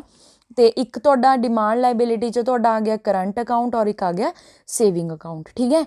ਔਰ ਇਹ ਜਿਹੜਾ ਟਾਈਮ ਲਾਇਬਿਲਿਟੀ ਹੈ ਲੈਸ ਲਿਕੁਅਡ ਹੁੰਦੀ ਹੈ, ਬਟ ਇਹਦੇ 'ਤੇ ਜੋ ਇੰਟਰਸਟ ਰੇਟ ਹੈ ਉਹ ਹਾਈ ਹੁੰਦਾ, ਠੀਕ ਹੈ। ਜੋ ਡਿਮਾਂਡ ਲਾਇਬਿਲਿਟੀ ਹੈ ਇਹ ਮੋਰ ਲਿਕੁਅਡ ਹੁੰਦੀਆਂ ਨੇ, ਬਟ ਇਹਨਾਂ 'ਤੇ ਇੰਟਰਸਟ ਰੇਟ ਜੋ ਬੈਂਕ ਤੁਹਾਨੂੰ ਦਿੰਦਾ ਉਹ ਕਾਫੀ ਕੀ ਹੁੰਦਾ, ਲੋ ਹੁੰਦਾ। ਸੋ ਆਈ ਨੋ ਤੁਹਾਨੂੰ ਪਤਾ ਨਹੀਂ ਹੋਊਗਾ, ਹਜੇ ਤੁਹਾਨੂੰ ਪਤਾ ਨਹੀਂ ਕਿ ਕੀ ਹੁੰਦੇ ਨੇ। ਸੋ ਤੁਹਾਨੂੰ ਪਤਾ ਨਹੀਂ ਲੈਸ ਲਿਕੁਅਡ ਹਾਈ, ਪਹਿਲਾਂ ਅਸੀਂ ਸਮਝਦੇ ਹਾਂ ਹੁੰਦੇ ਕੀ ਹੈ, ਉਹ ਤੋਂ ਤੁਹਾਨੂੰ ਆਪੇ ਪਤਾ ਲੱਗ ਜੂਗਾ ਲੈਸ ਲਿਕੁਅਡ ਕਿਉਂ ਹੈ, ਹਾਈ ਲਿਕੁਅਡ ਕਿਉਂ ਹੈ, ਇੰਟਰਸਟ ਰੇਟ ਹਾਈ ਕਿਉਂ ਹੈ, ਲੋ ਕਿਉਂ ਹੈ, ਠੀਕ ਹੈ। ਸੋ ਅਸੀਂ ਚੱਲਦੇ ਹਾਂ ਅੱਗੇ, ਡਿਸਕਸ ਕਰਦੇ ਹਾਂ ਇਹਨਾਂ ਨੂੰ। ਸਭ ਤੋਂ ਪਹਿਲਾਂ ਆ ਗਿਆ ਤੁਹਾਡਾ ਕਰੰਟ ਐਂਡ ਸੇਵਿੰਗ ਅਕਾਊਂਟ, ਠੀਕ ਹੈ। ਦੇਖੋ ਜਿਹੜਾ ਸੇਵਿੰਗ ਅਕਾਊਂਟ ਹੈ, ਕਿੱਥੇ ਤੁਹਾਨੂੰ ਦੱਸਾਂ, ਇੱਕ ਸੈਕਿੰਡ, ਜਸਟ ਅ ਮੂਮੈਂਟ, ਠੀਕ ਹੈ।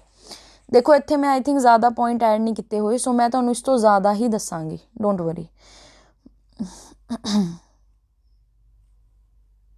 ਹਾਂਜੀ, current account and saving account ਦੀ ਗੱਲ ਕਰੀਏ। ਦੇਖੋ ਕਰੰਟ ਅਕਾਊਂਟ ਉਹ ਅਕਾਊਂਟ ਹੁੰਦਾ ਹੈ ਜੋ ਕਿ ਬਿਜ਼ਨਸਮੈਨ ਵਗੈਰਾ ਓਪਨ ਕਰਦੇ ਨੇ, ਜਾਂ ਉਹ ਬੰਦੇ ਓਪਨ ਕਰਦੇ ਨੇ ਜਿਨ੍ਹਾਂ ਨੂੰ ਰੈਗੂਲਰ ਬੈਂਕ ਟ੍ਰਾਂਜੈਕਸ਼ਨਸ ਵਗੈਰਾ ਕਰਨੀਆਂ ਹੁੰਦੀਆਂ ਨੇ, ਠੀਕ ਹੈ। ਔਰ ਜੋ ਸੇਵਿੰਗ ਅਕਾਊਂਟ ਹੈ ਉਹ ਕੌਣ ਖੋਲ੍ਹਦਾ, ਜਿਵੇਂ ਤੁਹਾਡੇ ਮੇਰੇ ਵਰਗੇ ਬੰਦੇ ਆ ਜਿਨ੍ਹਾਂ ਦਾ ਸੈਲਰੀਡ ਅਕਾਊਂਟ ਹੁੰਦਾ, ਠੀਕ ਹੈ। ਉਹ ਜਿਹੜੇ ਨੇ ਇੰਡੀਵਿਜੂਅਲਸ ਵਗੈਰਾ ਓਪਨ ਕਰਦੇ ਨੇ, ਜਾਂ ਆਪਣੀ ਜਿਨ੍ਹਾਂ ਨੇ ਕੁਛ ਇਨਕਮ ਦਾ ਪਾਰਟ ਜੋ ਹੈ ਸੇਵ ਕਰਨਾ, ਠੀਕ ਹੈ। ਸੋ ਉਹ ਕਿਹੜਾ ਅਕਾਊਂਟ ਓਪਨ ਕਰਦੇ ਨੇ, ਸੇਵਿੰਗ ਅਕਾਊਂਟ ਓਪਨ ਕਰਦੇ ਨੇ। ਜੋ ਕਰੰਟ ਅਕਾਊਂਟ ਹੁੰਦਾ ਹੈ ਇਹ ਜੋ ਬਿਜ਼ਨਸ ਪਰਸਨ ਹੁੰਦੇ ਨੇ ਉਹਨਾਂ ਲਈ ਸੂਟੇਬਲ ਹੁੰਦਾ, ਉਹਨਾਂ ਲਈ ਵਧੀਆ ਰਹਿੰਦਾ। ਬਟ ਜੋ ਸੇਵਿੰਗ ਅਕਾਊਂਟ ਹੁੰਦਾ ਹੈ ਉਹ ਉਹਨਾਂ ਲਈ ਵਧੀਆ ਹੁੰਦਾ ਜੋ ਸੈਲਰੀਡ ਪਰਸਨ ਨੇ, ਠੀਕ ਹੈ। ਜਾਂ ਉਸ ਤੋਂ ਇਲਾਵਾ ਜੋ ਬੰਦੇ ਨੇ, ਕੋਈ ਵੀ ਚਾਹੇ ਨਾ ਵੀ ਕਮਾਉਂਦਾ ਹੋਵੇ ਉਹ ਵੀ ਸੇਵਿੰਗ ਅਕਾਊਂਟ ਆਪਣਾ ਓਪਨ ਕਰਵਾ ਸਕਦਾ ਹੈ, ਠੀਕ ਹੈ। ਹੁਣ ਜਿਹੜਾ ਕਰੰਟ ਅਕਾਊਂਟ ਹੈ ਉਹ ਦੇਖੋ, ਪਹਿਲੀ ਗੱਲ ਕਰੰਟ ਅਕਾਊਂਟ ਜਿਹੜਾ ਹੈਗਾ ਇਹਦੇ 'ਤੇ ਤੁਹਾਨੂੰ ਨੋ ਇੰਟਰਸਟ ਇਜ਼ ਪੇਡ, ਬੈਂਕ ਜਿਹੜਾ ਹੈਗਾ ਉਹ ਤੁਹਾਨੂੰ ਕੋਈ ਵੀ ਇੰਟਰਸਟ ਪੇ ਨਹੀਂ ਕਰਦਾ। ਬਟ ਜੋ ਸੇਵਿੰਗ ਅਕਾਊਂਟ ਹੈ ਉਹਦੇ 'ਤੇ ਬੈਂਕ ਤੁਹਾਨੂੰ ਕੋਈ ਨਾ ਕੋਈ ਇੰਟਰਸਟ ਜੋ ਹੈ ਉਹ ਕੀ ਕਰੂਗਾ, ਪੇ ਕਰੂਗਾ। ਦੇਖੋ ਕੀ ਹੁੰਦਾ, ਜਿਹੜੀ ਤੁਹਾਡਾ ਇਹ ਕਰੰਟ ਅਕਾਊਂਟ ਹੁੰਦਾ ਹੈ ਨਾ, ਕਰੰਟ ਅਕਾਊਂਟ ਦੇ ਵਿੱਚ ਕੀ ਹੁੰਦਾ ਹੈ, ਕਰੰਟ ਅਕਾਊਂਟ 'ਚ ਨਾ ਇਹ ਬਿਜ਼ਨਸ ਪਰਸਨਸ ਖੋਲ੍ਹਦੇ ਨੇ, ਠੀਕ ਹੈ। ਇਸ ਦੇ ਵਿੱਚ ਕੀ ਹੁੰਦਾ ਹੈ, ਲਾਈਕ ਮਤਲਬ ਇਹਦੇ 'ਚ ਨਾ ਤੁਹਾਨੂੰ ਕੋਈ ਵੀ ਇੰਟਰਸਟ ਪੇ ਨਹੀਂ ਕੀਤਾ ਜਾਊਗਾ, ਠੀਕ ਹੈ। ਮਤਲਬ ਇਹਦੇ 'ਚ ਕੀ ਹੁੰਦਾ, ਇੰਟਰਸਟ ਕਿਉਂ ਨਹੀਂ ਪੇ ਕੀਤਾ ਜਾਊਗਾ, ਕਿਉਂਕਿ ਦੇਖੋ ਇਹਦੇ 'ਚ ਨਾ ਤੁਸੀਂ ਬਹੁਤ ਜ਼ਿਆਦਾ ਟ੍ਰਾਂਜੈਕਸ਼ਨਸ ਕਰਦੇ ਹੋ। ਇਹਦੇ 'ਚ ਪੈਸਾ ਜ਼ਿਆਦਾ ਦੇਰ ਨਹੀਂ ਮਤਲਬ ਬੰਦਾ ਨਹੀਂ ਰੱਖਦਾ, ਰੋਜ਼ ਟ੍ਰਾਂਜੈਕਸ਼ਨਸ ਹੁੰਦੀਆਂ ਨੇ, ਰੋਜ਼ ਪੈਸਾ ਕਢਵਾਉਂਦਾ ਰਹਿੰਦਾ ਹੈ, ਪਾਉਂਦਾ ਰਹਿੰਦਾ ਹੈ, ਠੀਕ ਹੈ। ਸੋ ਇਸ ਕਰਕੇ ਬੈਂਕ ਤੁਹਾਨੂੰ ਇਹਦੇ 'ਚ ਜ਼ਿਆਦਾ ਪੈਸੇ ਨਹੀਂ ਦਿੰਦਾ, ਜ਼ਿਆਦਾ ਇੰਟਰਸਟ ਨਹੀਂ ਦਿੰਦਾ। ਇੱਥੇ ਜ਼ਿਆਦਾ ਵੀ ਮਤਲਬ ਨੋ ਹੀ ਲਿਖਿਆ ਹੋਇਆ, ਮਤਲਬ ਨੋ ਇੰਟਰਸਟ ਇਜ਼ ਪੇਡ, ਕੋਈ ਵੀ ਇੰਟਰਸਟ ਤੁਹਾਨੂੰ ਨਹੀਂ ਦਿੱਤਾ ਜਾਊਗਾ, ਠੀਕ ਹੈ। ਇਸ ਦੇ ਵਿੱਚ ਬਹੁਤ ਸਾਰੀਆਂ ਟ੍ਰਾਂਜੈਕਸ਼ਨਸ ਅਲਾਊਡ ਨੇ, ਔਰ ਇਹਦੇ ਵਿੱਚ ਓਵਰਡਰਾਫਟ ਵੀ ਅਲਾਊਡ ਹੈ। ਓਵਰਡਰਾਫਟ ਦੇਖੋ ਵਰਡ ਆ ਗਿਆ ਇੱਥੇ, ਮੈਂ ਦੱਸ ਦਿੰਦੀ ਹਾਂ ਓਵਰਡਰਾਫਟ ਕੀ ਹੁੰਦਾ। ਓਵਰਡਰਾਫਟ ਦਾ ਮਤਲਬ ਹੁੰਦਾ ਕਿ ਲਾਈਕ ਅਗਰ ਤੁਸੀਂ ਪੈਸੇ ਕਢਵਾਉਣਾ ਚਾਹੁੰਦੇ ਹੋ, money more than your limit, ਕਿ ਜਿੰਨੀ ਤੁਹਾਡੀ ਬੈਂਕ ਨੇ ਲਿਮਿਟ ਸੈੱਟ ਕੀਤੀ ਹੈ, ਤੁਸੀਂ ਉਸ ਤੋਂ ਜ਼ਿਆਦਾ ਪੈਸੇ ਕਢਵਾਉਣਾ ਚਾਹੁੰਦੇ ਹੋ, that is overdraft. So overdraft ਜੋ ਹੈ ਉਹ ਕਰੰਟ ਅਕਾਊਂਟ ਦੇ ਵਿੱਚ ਕੀ ਹੁੰਦਾ ਹੈ, ਤੁਹਾਡਾ ਅਵੇਲੇਬਲ ਹੁੰਦਾ ਹੈ, ਠੀਕ ਹੈ। ਅਗਰ ਸੇਵਿੰਗ ਅਕਾਊਂਟ ਦੀ ਗੱਲ ਕਰੀਏ, ਇਹਦੇ ਵਿੱਚ ਇੰਟਰਸਟ ਤੁਹਾਨੂੰ ਪੇ ਕੀਤਾ ਜਾਊਗਾ, ਠੀਕ ਹੈ। ਬੈਂਕ ਤੁਹਾਨੂੰ ਸਮ ਅਮਾਊਂਟ ਆਫ ਇੰਟਰਸਟ ਜੋ ਹੈ ਇਹਦੇ 'ਤੇ ਦਿੰਦਾ ਹੀ ਦਿੰਦਾ ਹੈ। ਦੂਜਾ, ਇਨਕਰੇਜਿਸ ਸੇਵਿੰਗ ਐਂਡ ਹਾਈਲੀ ਲਿਕੁਇਡ। ਇਹਦੇ ਵਿੱਚ ਕੀ ਹੁੰਦਾ ਹੈ, ਮਤਲਬ ਇਹ ਸੇਵਿੰਗ ਅਕਾਊਂਟ ਉਹ ਬੰਦੇ ਖੁਲਵਾਉਂਦੇ ਨੇ ਲਾਈਕ ਜਿਨ੍ਹਾਂ ਨੇ ਸੇਵਿੰਗਸ ਵਗੈਰਾ ਕਰਨੀਆਂ ਹੁੰਦੀਆਂ ਨੇ, ਅਤੇ ਉਹ ਹਾਈਲੀ ਲਿਕੁਇਡ ਹੁੰਦਾ, ਮਤਲਬ ਜੀ ਲਾਈਕ ਤੁਸੀਂ ਨਾਲ ਦੀ ਨਾਲ ਜਾਓ, ਜੇ ਤੁਸੀਂ ਡੈਬਿਟ ਕਾਰਡ ਨਹੀਂ ਯੂਜ਼ ਕਰਦੇ ਹੋ, ਤੁਹਾਡਾ ਸੇਵਿੰਗਸ ਅਕਾਊਂਟ ਦਾ ਹੀ ਹੁੰਦਾ ਹੈ, ਠੀਕ ਹੈ। ਇੱਕ ਸੈਕਿੰਡ ਮੈਂ ਪਾਣੀ ਪੀ ਲਵਾਂ। ਜਿਹੜਾ ਤੁਹਾਡਾ ਇਹ ਸੇਵਿੰਗ ਅਕਾਊਂਟ ਹੁੰਦਾ ਹੈ, ਇਹ ਤੁਸੀਂ ਜੋ ATM ਦੇ ਥਰੂ ਪੈਸੇ ਵਗੈਰਾ ਕਢਵਾਉਂਦੇ ਹੋ, ਜਾਂ ਤੁਸੀਂ ਕੋਈ ਵੀ UPI ਪੇਮੈਂਟ ਨਹੀਂ ਕਰਦੇ ਹੈਗੇ, ਉਹ ਤੁਹਾਡੀਆਂ ਜਿਹੜੀਆਂ ਸਾਰੀਆਂ ਹੁੰਦੀਆਂ ਨੇ ਨਾ, ਫੋਨਪੇ, ਗੂਗਲ ਪੇ, ਉਹ ਸਾਰਾ ਸੇਵਿੰਗ ਅਕਾਊਂਟ ਜਿਹੜਾ ਹੈਗਾ ਉੱਥੇ ਤੋਂ ਪੈਸੇ ਜਿਹੜੇ ਆ ਕੱਟਦੇ ਆ, ਠੀਕ ਹੈ। ਸੋ ਇਹ ਜਿਹੜਾ ਹੈਗਾ ਇਹਦੇ ਵਿੱਚ ਕੋਈ ਲੇਕਿਨ ਤੁਹਾਨੂੰ ਓਵਰਡਰਾਫਟ ਫੈਸਿਲਿਟੀ ਜਿਹੜੀ ਹੈਗੀ ਹੈ ਉਹ ਨਹੀਂ ਮਿਲਦੀ, ਠੀਕ ਹੈ, ਓਕੇ। ਔਰ ਜੋ ਕਰੰਟ ਅਕਾਊਂਟ ਹੈ ਉਹਦੇ 'ਚ ਅਸੀਂ ਵੇਖ ਲਿਆ ਸੀਗਾ ਕਿ ਓਵਰਡਰਾਫਟ ਫੈਸਿਲਿਟੀ ਹੁੰਦੀ ਹੈ। ਕਰੰਟ ਅਕਾਊਂਟ ਨਾ ਲਾਈਕ ਮੋਬਾਈਲ ਹੁੰਦਾ ਹੈ, ਮਤਲਬ like which means there is ਬਹੁਤ ਮੈਨੀ ਟ੍ਰਾਂਜੈਕਸ਼ਨਸ, ਬਹੁਤ ਜ਼ਿਆਦਾ ਟ੍ਰਾਂਜੈਕਸ਼ਨਸ ਤੁਸੀਂ ਕਰਦੇ ਹੋ, ਠੀਕ ਹੈ। ਔਰ ਇਹਦੀ ਨਾ ਇੱਕ ਐਡਵਾਂਟੇਜ ਹੋਰ ਵੀ ਹੈ, ਇੱਕ ਐਡਵਾਂਟੇਜ ਮੈਂ ਇੱਥੇ ਲਿਖੀ ਨਹੀਂ ਹੈ ਇਹਦੀ ਕਰੰਟ ਅਕਾਊਂਟ ਦੀ, ਇਹ ਤੁਸੀਂ ਐਡ ਔਨ ਕਰ ਦਿਓ, ਨੋ ਮਿਨੀਮਮ ਬੈਲੈਂਸ ਰਿਕੁਆਇਰਡ। ਇੱਕ ਸੈਕਿੰਡ, ਨੋ ਮਿਨੀਮਮ ਬੈਲੈਂਸ ਰਿਕੁਆਇਰਡ, ਕਿ ਤੁਹਾਨੂੰ ਇੱਥੇ ਕੋਈ ਮਿਨੀਮਮ ਬੈਲੈਂਸ ਰੱਖਣ ਦੀ ਕੀ ਹੈ ਜ਼ਰੂਰਤ ਨਹੀਂ ਪੈਂਦੀ, ਠੀਕ ਹੈ। ਇਹ ਇੱਦਾਂ ਵੀ ਚੱਲ ਜਾਂਦਾ ਜੀ, ਖਾਲੀ ਵੀ ਹੋਵੇ ਕੋਈ ਚੱਕਰ ਨਹੀਂ, ਠੀਕ ਹੈ। ਔਰ ਓਵਰਡਰਾਫਟ ਫੈਸਿਲਿਟੀ ਮੈਂ ਦੱਸਦਾ ਸੀ, ਡਿਪੈਂਡ ਕਰਦਾ ਤੁਸੀਂ ਕਿੰਨੀਆਂ ਟ੍ਰਾਂਜੈਕਸ਼ਨਸ ਕਰਦੇ ਹੋ, ਜਿੰਨੀ ਜ਼ਿਆਦਾ ਟ੍ਰਾਂਜੈਕਸ਼ਨਸ ਓਨੀ ਜ਼ਿਆਦਾ ਤੁਹਾਨੂੰ ਓਵਰਡਰਾਫਟ ਫੈਸਿਲਿਟੀ ਮਿਲੂਗੀ। ਓਵਰਡਰਾਫਟ ਵੀ ਮੈਂ ਤੁਹਾਨੂੰ ਦੱਸਦਾ, ਇੱਕ ਐਗਜ਼ਾਮਪਲ ਹੋਰ ਦੇ ਦਿੰਦੀ ਓਵਰਡਰਾਫਟ ਦਾ, ਕਿ ਮੰਨ ਲਓ ਅਗਰ ਕੋਈ ਬਿਜ਼ਨਸਮੈਨ ਹੈ, ਉਹਨੂੰ ਲਾਈਕ 4 ਲੱਖ ਦੀ ਕੋਈ ਟ੍ਰਾਂਜੈਕਸ਼ਨ ਕਰਨੀ ਹੈ, ਬਟ ਉਹਦੇ ਕੋਲ ਓਨਾ ਪੈਸਾ ਹਜੇ ਨਹੀਂ ਹੈ। ਸੋ ਉਹਦਾ ਕੋਈ ਆਪਣਾ ਲੋਸ ਨਾ ਹੋਵੇ, ਇਸ ਲਈ ਉਹ ਕੀ ਹੈ, ਉਹਨੂੰ ਮਤਲਬ ਉਹਨੂੰ ਮਨੀ ਅਰਜੈਂਟਲੀ ਚਾਹੀਦੀ ਹੈ, ਕਿਉਂਕਿ ਉਹਨੂੰ 4 ਲੱਖ ਕਿਸੇ ਨੂੰ ਪੇ ਕਰਨੇ ਹੋਣਗੇ। ਸੋ ਬੈਂਕ ਉਹਨੂੰ ਇੱਥੇ ਕੀ ਆ, ਓਵਰਡਰਾਫਟ ਫੈਸਿਲਿਟੀ ਦੇ ਦਿੰਦਾ, ਉਹ 4 ਲੱਖ ਉਹ 4 ਲੱਖ ਦੇ ਦੂਗਾ, ਅਤੇ ਉਹ ਬਾਅਦ 'ਚ ਫਿਰ ਕੀ ਹੈ ਪੇ ਕਰ ਸਕਦਾ ਹੈ, ਠੀਕ ਹੈ। ਸੋ ਇਹ ਚੀਜ਼ ਤੁਸੀਂ ਯਾਦ ਰੱਖਿਓ। ਔਰ ਬਾਕੀ ਹਾਂਜੀ, ਸੇਵਿੰਗ ਅਕਾਊਂਟ ਬਾਰੇ ਤਾਂ ਮੈਂ ਤੁਹਾਨੂੰ ਦੱਸਤਾ ਸੀਗਾ ਕਿ ਕੀ ਹੈ। ਹੁਣ ਅਸੀਂ ਗੱਲ ਕਰਦੇ ਹਾਂ ਅੱਗੇ।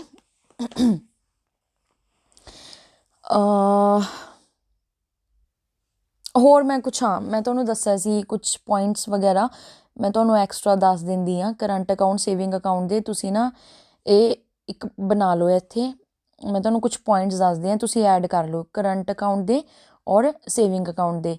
ਮੈਂ ਥੋੜ੍ਹਾ ਫਾਸਟ ਲਿਖਾਂਗੀ। ਸਭ ਤੋਂ ਪਹਿਲਾਂ ਇੱਕ ਤੁਸੀਂ ਇਹ ਲਿਖ ਲਓ ਕਿ ਹਾਂ ਇਹਦੇ 'ਚ ਨਾ ਜੋ ਚੈੱਕ ਹੈ ਉਹ ਯੂਜੂਅਲੀ ਯੂਜ਼ ਹੁੰਦਾ, ਮਤਲਬ ਆਮ ਤੌਰ 'ਤੇ ਚੈੱਕ ਯੂਜ਼ ਹੁੰਦਾ, ਠੀਕ ਹੈ। A cheque is usually used to withdraw money from account, ਠੀਕ ਹੈ। ਇੱਥੇ ਚੈੱਕ ਜਿਹੜਾ ਹੈਗਾ ਉਹ ਨਹੀਂ ਯੂਜ਼ ਹੁੰਦਾ, ਚੈੱਕ ਨੋਟ ਯੂਜ਼ਡ, ਸੋ ਇਹ ਚੀਜ਼। ਦੂਜਾ ਪੁਆਇੰਟ ਤੁਸੀਂ ਇੱਥੇ ਲਿਖੋ ਕਿ ਨੋ ਮਿਨੀਮਮ ਬੈਲੈਂਸ ਰਿਕੁਆਇਰਡ, ਨੋ ਮਿਨੀਮਮ ਬੈਲੈਂਸ ਰਿਕੁਆਇਰਡ, ਠੀਕ ਹੈ। ਲੇਕਿਨ ਇੱਥੇ ਤੁਹਾਨੂੰ ਜਿਹੜਾ ਹੈਗਾ ਉਹ ਮਿਨੀਮਮ ਬੈਲੈਂਸ ਰੱਖਣਾ ਪੈਂਦਾ ਹੈ, minimum balance required to remain operational,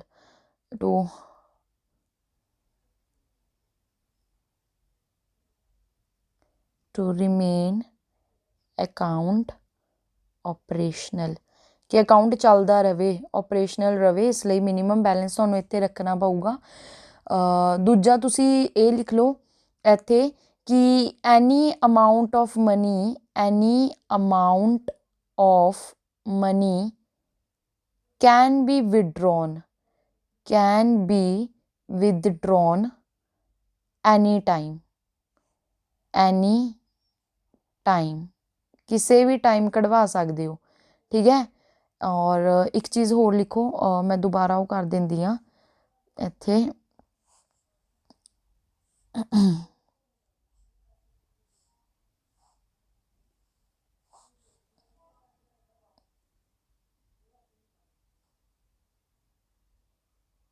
ਇੱਥੇ ਤੁਸੀਂ ਲਿਖੋ ਕਿ ਕੋਈ ਅਮਾਊਂਟ ਆਫ ਮਨੀ ਤੁਸੀਂ ਵਿਡਰੋ ਕਰ ਸਕਦੇ ਹੋ, no restriction on maximum amount to be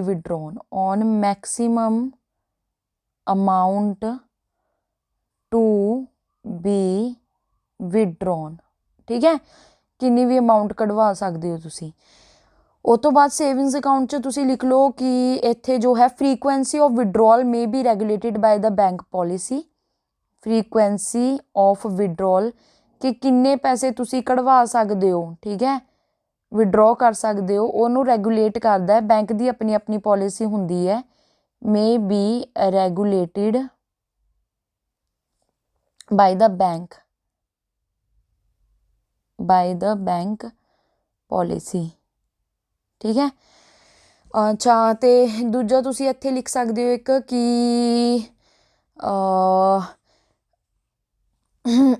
एक चीज़ तुसी लिख दो कि ओवरड्राफ्ट तो मैं तुहानूं दसता सी ना ओवरड्राफ्ट बारे। हाँ इत्थे ना एक चीज़ होर लिखो सेविंग्स अकाउंट च, अगर मान लो कि तुसी बियॉन्ड किसी लिमिट तो पैसे कढ़वाने हैं, ठीक है, सर्टन मतलब जो मैक्सीमम लिमिट रखी हुई है उस तो ज़्यादा तुसी कढ़वाने हैं तो उहदे लई एक नोटिस रिक्वायर्ड हुंदा है। सो मैं इत्थे बोल दिंदी आ नोटिस रिक्वायर्ड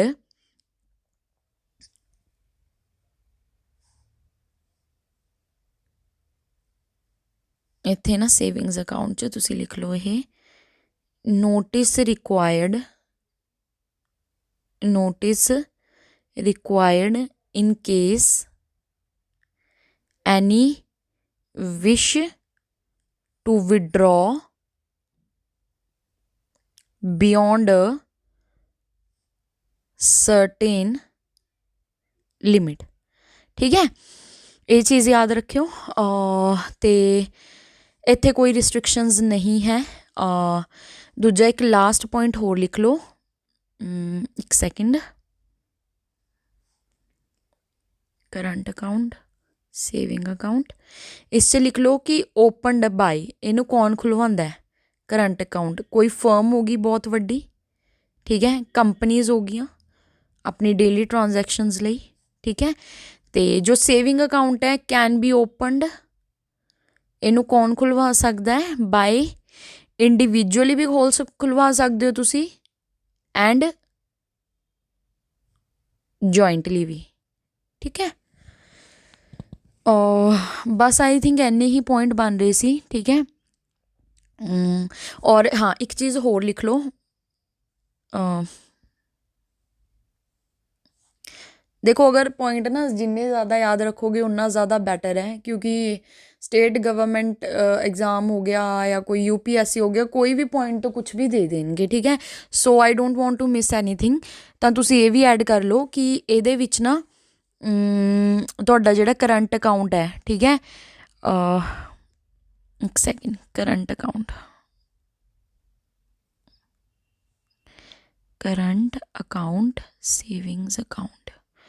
ਸੇਵਿੰਗਸ ਅਕਾਊਂਟ 'ਚ ਤੁਸੀਂ ਲਿਖ ਲਓ ਯੂ ਕਾਂਟ ਵਿਦਡਰॉ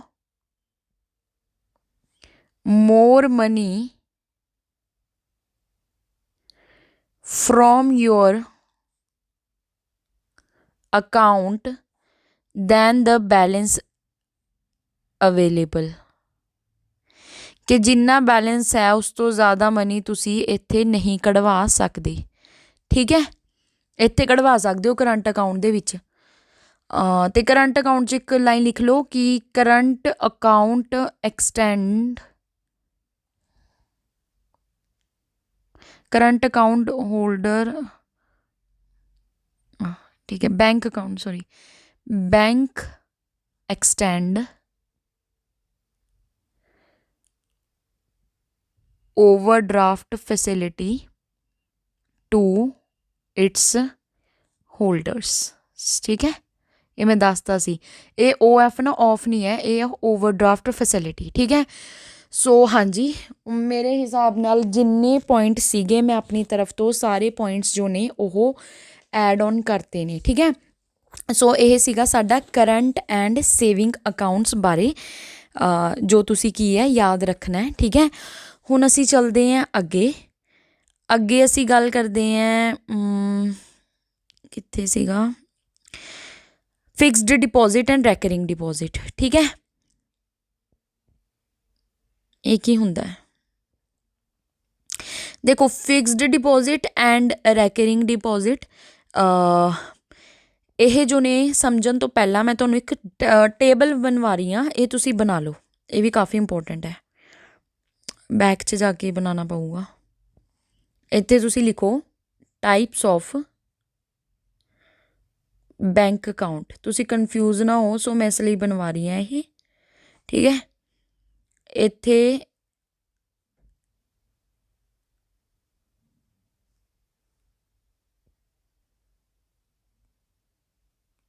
ਇੱਕ ਹੁੰਦਾ ਤੁਹਾਡਾ ਡਿਮਾਂਡ ਡਿਪੋਜ਼ਿਟ, ਡਿਮਾਂਡ ਡਿਪੋਜ਼ਿਟ, ਇੱਕ ਹੁੰਦਾ ਤੁਹਾਡਾ ਟਾਈਮ ਡਿਪੋਜ਼ਿਟ।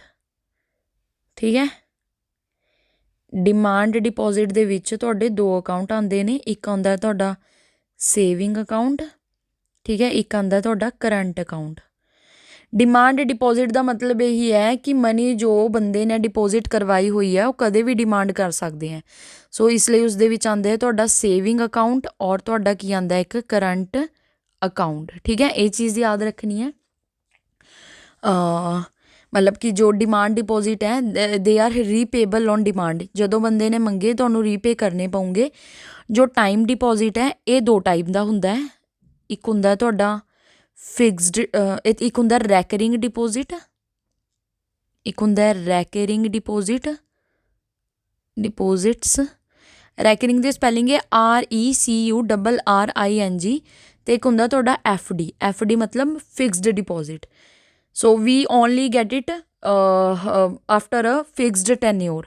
ਇਹ ਤੁਸੀਂ ਇੱਦਾਂ ਹੀ ਨਹੀਂ ਮੰਗ ਸਕਦੇ recurring deposit or fixed deposit ਹੈ, ਕਿਉਂਕਿ ਤੁਸੀਂ ਕੁਛ ਪਰਟੀਕੂਲਰ ਟੈਨਿਓਰ ਲਈ ਜਾਂ for some period of time ਜੋ ਹੈ ਤੁਸੀਂ ਡਿਪੋਜ਼ਿਟ ਕਰਵਾਈ ਹੁੰਦੀ ਹੈ। ਸੋ ਇਹ ਚੀਜ਼ ਪਤਾ ਲੱਗ ਗਈ।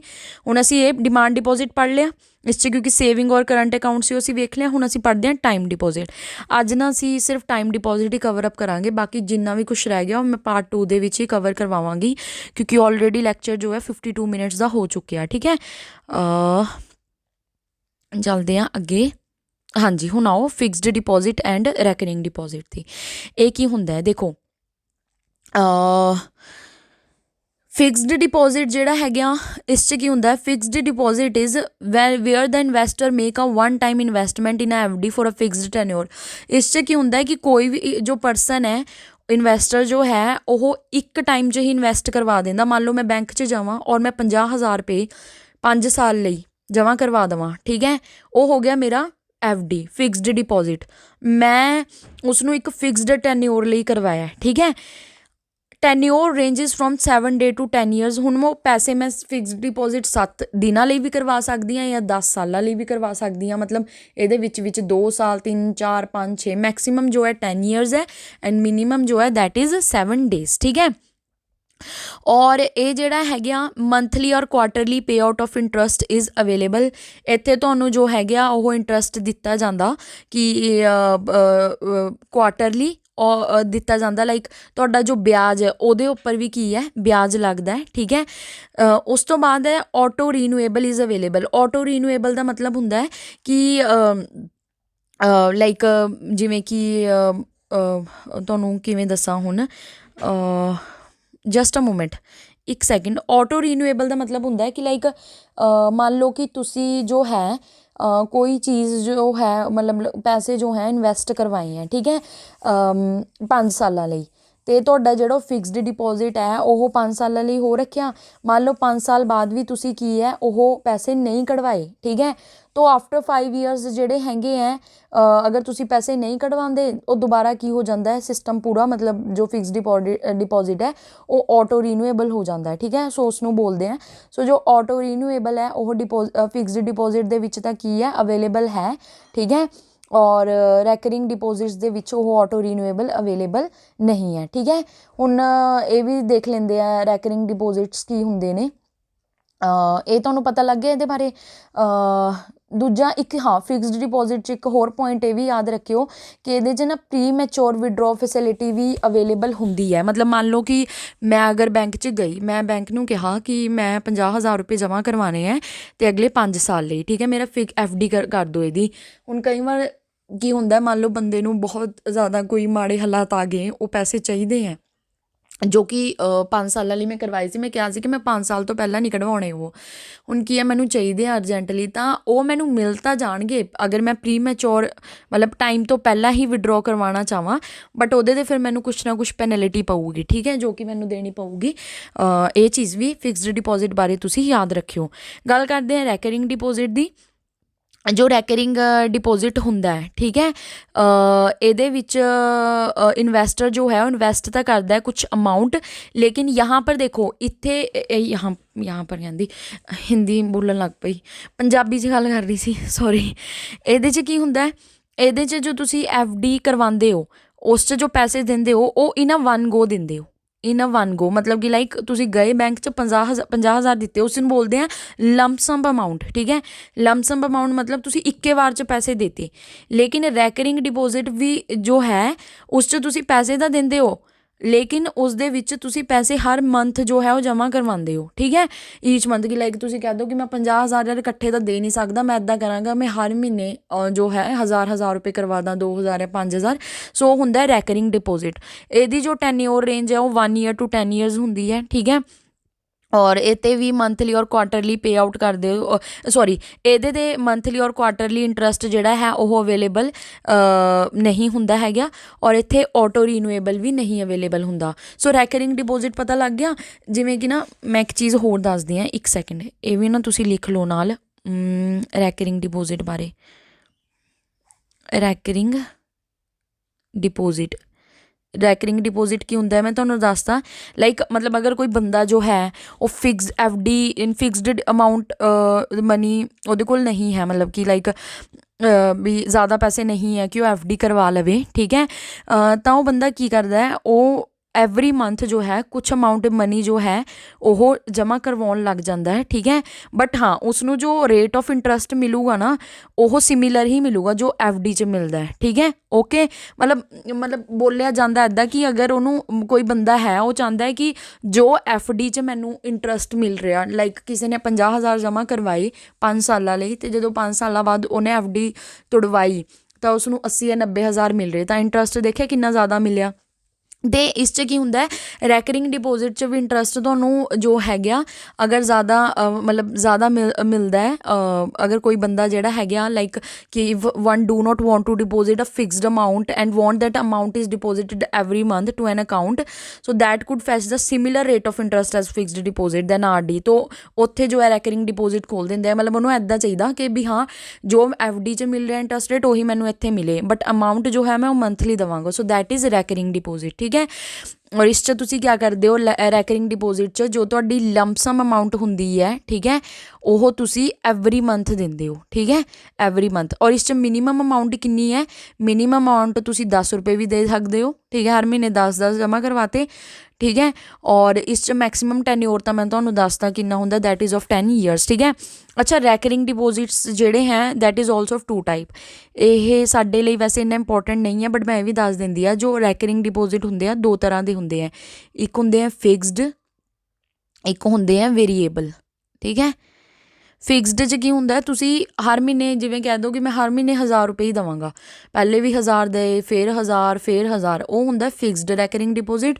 ਜੋ ਵੇਰੀਏਬਲ ਹੈ ਇਸ 'ਚ ਤੁਸੀਂ ਨਾ ਲਾਈਕ ਤੁਸੀਂ ਮਤਲਬ ਮਲਟੀਪਲ ਫਾਰਮ 'ਚ ਦੇ ਸਕਦੇ ਹੋ। ਮੰਨ ਲਓ ਪਹਿਲੇ ਮਹੀਨੇ 100 ਕਰਾਤੇ, ਕਦੇ 50 ਕਰਵਾਤੇ, ਕਦੇ ਤੁਸੀਂ 1000 ਕਰਵਾਤੇ, ਕਦੇ 2000 ਕਰਵਾਤੇ, that is variable recurring deposit. ਠੀਕ ਹੈ, ਸੋ ਇਹ ਚੀਜ਼ ਵੀ ਤੁਸੀਂ ਯਾਦ ਰੱਖਿਓ। ਠੀਕ ਹੈ, ਅਤੇ ਹਾਂਜੀ ਇਹ ਨੈਕਸਟ ਹੈ ਲਿਕੁਇਡਿਟੀ ਪ੍ਰੈਫਰੈਂਸ ਥਿਊਰੀ, ਇਹ ਮੈਂ ਬਾਅਦ 'ਚ ਦੇਖਦੀ ਹਾਂ। ਹੁਣ ਦੇਖੋ ਮੈਨੂੰ ਇੱਕ ਚੀਜ਼ ਹੋਰ ਦੱਸਣੀ ਆ, ਉਹ ਵੀ ਤੁਸੀਂ ਇੱਥੇ ਸੁਣ ਲਓ। ਠੀਕ ਹੈ, ਉਹਦੇ ਬਾਰੇ ਤੁਸੀਂ ਉਹ ਲਿਖ ਲਓ ਕਿ ਇਹ ਮੈਂ ਬਣਵਾ ਰਹੀ ਹਾਂ, ਇਹ ਤੁਸੀਂ ਲਿਖ ਸਕਦੇ ਹੋ ਟਾਈਮ ਲਾਈਬਿਲਿਟੀ ਐਂਡ ਡਿਮਾਂਡ ਲਾਈਬਿਲਿਟੀ। ਠੀਕ ਹੈ, ਕਿਉਂਕਿ ਇਹਦੇ ਬਾਰੇ ਮੈਂ ਲਿਖਿਆ ਨਹੀਂ ਹੋਇਆ, ਟਾਈਮ ਲਾਈਬਿਲਿਟੀ ਐਂਡ ਡਿਮਾਂਡ ਲਾਈਬਿਲਿਟੀ। ਤੁਹਾਡੀ ਇਹ ਡਿਮਾਂਡ ਲਾਈਬਿਲਿਟੀ ਕੀ ਹੁੰਦੀ ਹੈ? ਇਨ ਬੈਂਕਸ ਤੁਹਾਨੂੰ ਪਤਾ ਤੁਹਾਡੇ ਸੇਵਿੰਗ ਅਕਾਊਂਟ ਹੁੰਦੇ ਆ, ਉੱਥੇ ਤੋਂ ਤੁਸੀਂ ਮਨੀ ਵਗੈਰਾ ਕਢਵਾਉਂਦੇ ਹੋ ਥਰੂ ATMs ਵਗੈਰਾ। ਠੀਕ ਹੈ, ਸੋ ਉਹ ਤੁਹਾਡੀ ਹੋ ਗਈ ਡਿਮਾਂਡ ਲਾਈਬਿਲਿਟੀ। ਉਸ ਦੇ ਵਿੱਚ ਕੀ ਹੋਊਗਾ ਤੁਹਾਡਾ, ਮਤਲਬ ਕਿ ਡਿਮਾਂਡ ਲਾਇਬਿਲਿਟੀਜ਼ ਲਿਖ ਲਓ। Demand liability is ਵੈਨਐਵਰ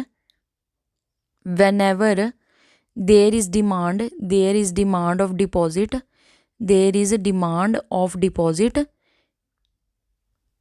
you get it instantly, you get it, ਤੁਹਾਨੂੰ ਇਹ ਨਾਲ ਦੀ ਨਾਲ ਕੀ ਹੈ ਮਿਲ ਜਾਂਦੇ ਹੈ। ਠੀਕ ਹੈ, ਸੌਰੀ ਫੋਰ ਦਾ ਹੈਂਡ ਰਾਈਟਿੰਗ, ਐਕਚੁਅਲੀ ਮੈਂ ਕੱਲ੍ਹ ਵੀ ਦੱਸਿਆ ਸੀ ਕਿ ਮੈਂ ਕੁਛ ਦਿਨਾਂ ਤੋਂ ਲੈਪਟਾਪ 'ਤੇ ਨਹੀਂ ਜੋ ਹੈਗਾ ਇਹ ਪੜ੍ਹਾ ਰਹੀ ਹਾਂ, ਮੈਂ ਫ਼ੋਨ ਦੇ ਥਰੂ ਕਰਵਾ ਰਹੀ ਹਾਂ। ਸੋ ਇੱਥੇ ਲਿਖਣ ਦਾ ਸਿਸਟਮ ਨਹੀਂ ਅਵੇਲੇਬਲ ਹੈਗਾ, ਤਾਂ ਮੈਨੂੰ ਇਹ ਨਾ ਫਿੰਗਰ ਨਾਲ ਹੀ ਜੋ ਹੈ ਫ਼ੋਨ 'ਤੇ ਸਲਾਈਡ ਕਰਨਾ ਪੈ ਰਿਹਾ। ਟਾਈਮ ਲਾਇਬਿਲਿਟੀ ਜਿਹੜੀ ਹੈਗੀ ਹੈ ਇਸ ਦੇ ਵਿੱਚ ਕੀ ਹੁੰਦਾ ਹੈ, ਤੁਹਾਨੂੰ time liability is that type of liability which bank has to give, bank ਨੂੰ ਇਹ ਵੀ ਦੇਣੀ ਪੈਂਦੀ ਹੈ, ਇਹ ਵੀ ਲਾਇਬਿਲਿਟੀ ਹੈ, ਉਧਾਰੀ ਹੈ ਬੈਂਕ ਦੀ, ਇਹ ਵੀ ਲਾਇਬਿਲਿਟੀ ਹੈ। ਠੀਕ ਹੈ, ਲੇਕਿਨ ਇਹ ਉਦੋਂ ਦੇਣੀ ਪਊਗੀ time liability after certain time. ਇਸ 'ਚ ਪੜ੍ਹੇ ਸੀ ਨਾ ਟਾਈਮ ਲਾਇਬਿਲਿਟੀ 'ਚ ਕਿਹੜੀ ਕਿਹੜੀ ਹੋ ਗਈ ਸੀ, FD ਹੋ ਗਈ ਇੱਕ, ਤੁਹਾਡੀ RD ਹੋ ਗਈ, ਡਿਮਾਂਡ 'ਚ ਸੇਵਿੰਗ ਅਕਾਊਂਟ ਔਰ ਕਰੰਟ ਅਕਾਊਂਟ। ਠੀਕ ਹੈ, ਤਾਂ ਇਹ ਸਰਟਨ ਟਾਈਮ ਬਾਅਦ ਦੇਣੀ ਪੈਂਦੀ ਹੈ। ਠੀਕ ਹੈ, ਓਕੇ, ਅਗਰ ਇਹ ਮਤਲਬ ਤੁਸੀਂ ਲੌਕ ਕਰਵਾ ਦਿੰਦੇ ਹੋ, ਲੌਕ ਇਨ ਕਰਵਾ ਦਿੰਦੇ ਹੋ ਫੋਰ ਸਮ ਟਾਈਮ। ਓਕੇ, ਇਹ ਹੋ ਗਈ ਤੁਹਾਡੀ ਟਾਈਮ ਲਾਇਬਿਲਿਟੀ। ਸੋ ਕਰੰਟ ਅਕਾਊਂਟ ਸੇਵਿੰਗ ਅਕਾਊਂਟ ਦੇਖ ਲਿਆ ਤੁਹਾਡਾ, ਇਹ ਕੀ ਕਹਿੰਦੇ ਇਹਨੂੰ, ਇੱਕ ਸੈਕਿੰਡ, ਤੁਹਾਡਾ ਕਰੰਟ ਅਕਾਊਂਟ ਸੇਵਿੰਗ ਅਕਾਊਂਟ ਵੇਖ ਲਿਆ, ਟਾਈਮ ਲਾਇਬਿਲਿਟੀ ਔਰ ਡਿਮਾਂਡ ਲਾਇਬਿਲਿਟੀ ਬਾਰੇ ਵੇਖ ਲਿਆ, ਅਤੇ ਟਾਈਮ ਲਾਇਬਿਲਿਟੀ 'ਚੋਂ ਕਰੰਟ ਔਰ ਡਿਮਾਂਡ ਲਾਇਬਿਲਿਟੀ 'ਚ ਕਰੰਟ ਐਂਡ ਸੇਵਿੰਗ ਅਕਾਊਂਟ ਵੀ ਵੇਖ ਲਏ, ਅਤੇ ਟਾਈਮ ਲਾਇਬਿਲਿਟੀ ਦੇ ਵਿੱਚ ਫਿਕਸਡ ਡਿਪੋਜ਼ਿਟਸ ਔਰ ਰੈਕਰਿੰਗ ਡਿਪੋਜ਼ਿਟਸ ਵੀ ਵੇਖ ਲਏ। ਠੀਕ ਹੈ, ਤਾਂ ਇਹ ਇੰਨਾ ਹੀ ਸੀ। ਔਰ ਇੱਥੇ ਇੱਕ ਚੀਜ਼ ਆਈ ਥਿੰਕ ਮੈਨੂੰ ਹੋਰ ਦੱਸਣੀ ਸੀਗੀ ਤੁਹਾਨੂੰ, ਜਸਟ ਅ ਮੂਮੈਂਟ। ਹਾਂਜੀ, ਇਹ ਵਾਲਾ ਸੀ, ਇਹ ਹੁਣ ਇਹ ਸਮਝ ਆ ਜਾਊਗਾ। ਹੁਣੇ ਪੜ੍ਹ ਲਿਆ ਨੇ ਅਸੀਂ ਟਾਈਮ ਲਾਇਬਿਲਿਟੀ 'ਚ ਕੀ ਪੜ੍ਹ ਲਿਆ ਸੀ, ਅਸੀਂ ਪੜ੍ਹ ਲਿਆ ਫਿਕਸਡ ਡਿਪੋਜ਼ਿਟ, ਅਤੇ ਇੱਕ ਤੁਹਾਡਾ ਪੜ੍ਹ ਲਿਆ ਰੈਕਰਿੰਗ ਡਿਪੋਜ਼ਿਟ, ਔਰ ਡਿਮਾਂਡ ਲਾਇਬਿਲਿਟੀ 'ਚ ਕੀ ਸੀ ਸਾਡਾ ਕਰੰਟ ਅਕਾਊਂਟ ਸੀ ਔਰ ਸੇਵਿੰਗ ਅਕਾਊਂਟ ਸੀ, ਇਹ ਵੀ ਅਸੀਂ ਪੜ੍ਹ ਲਿਆ।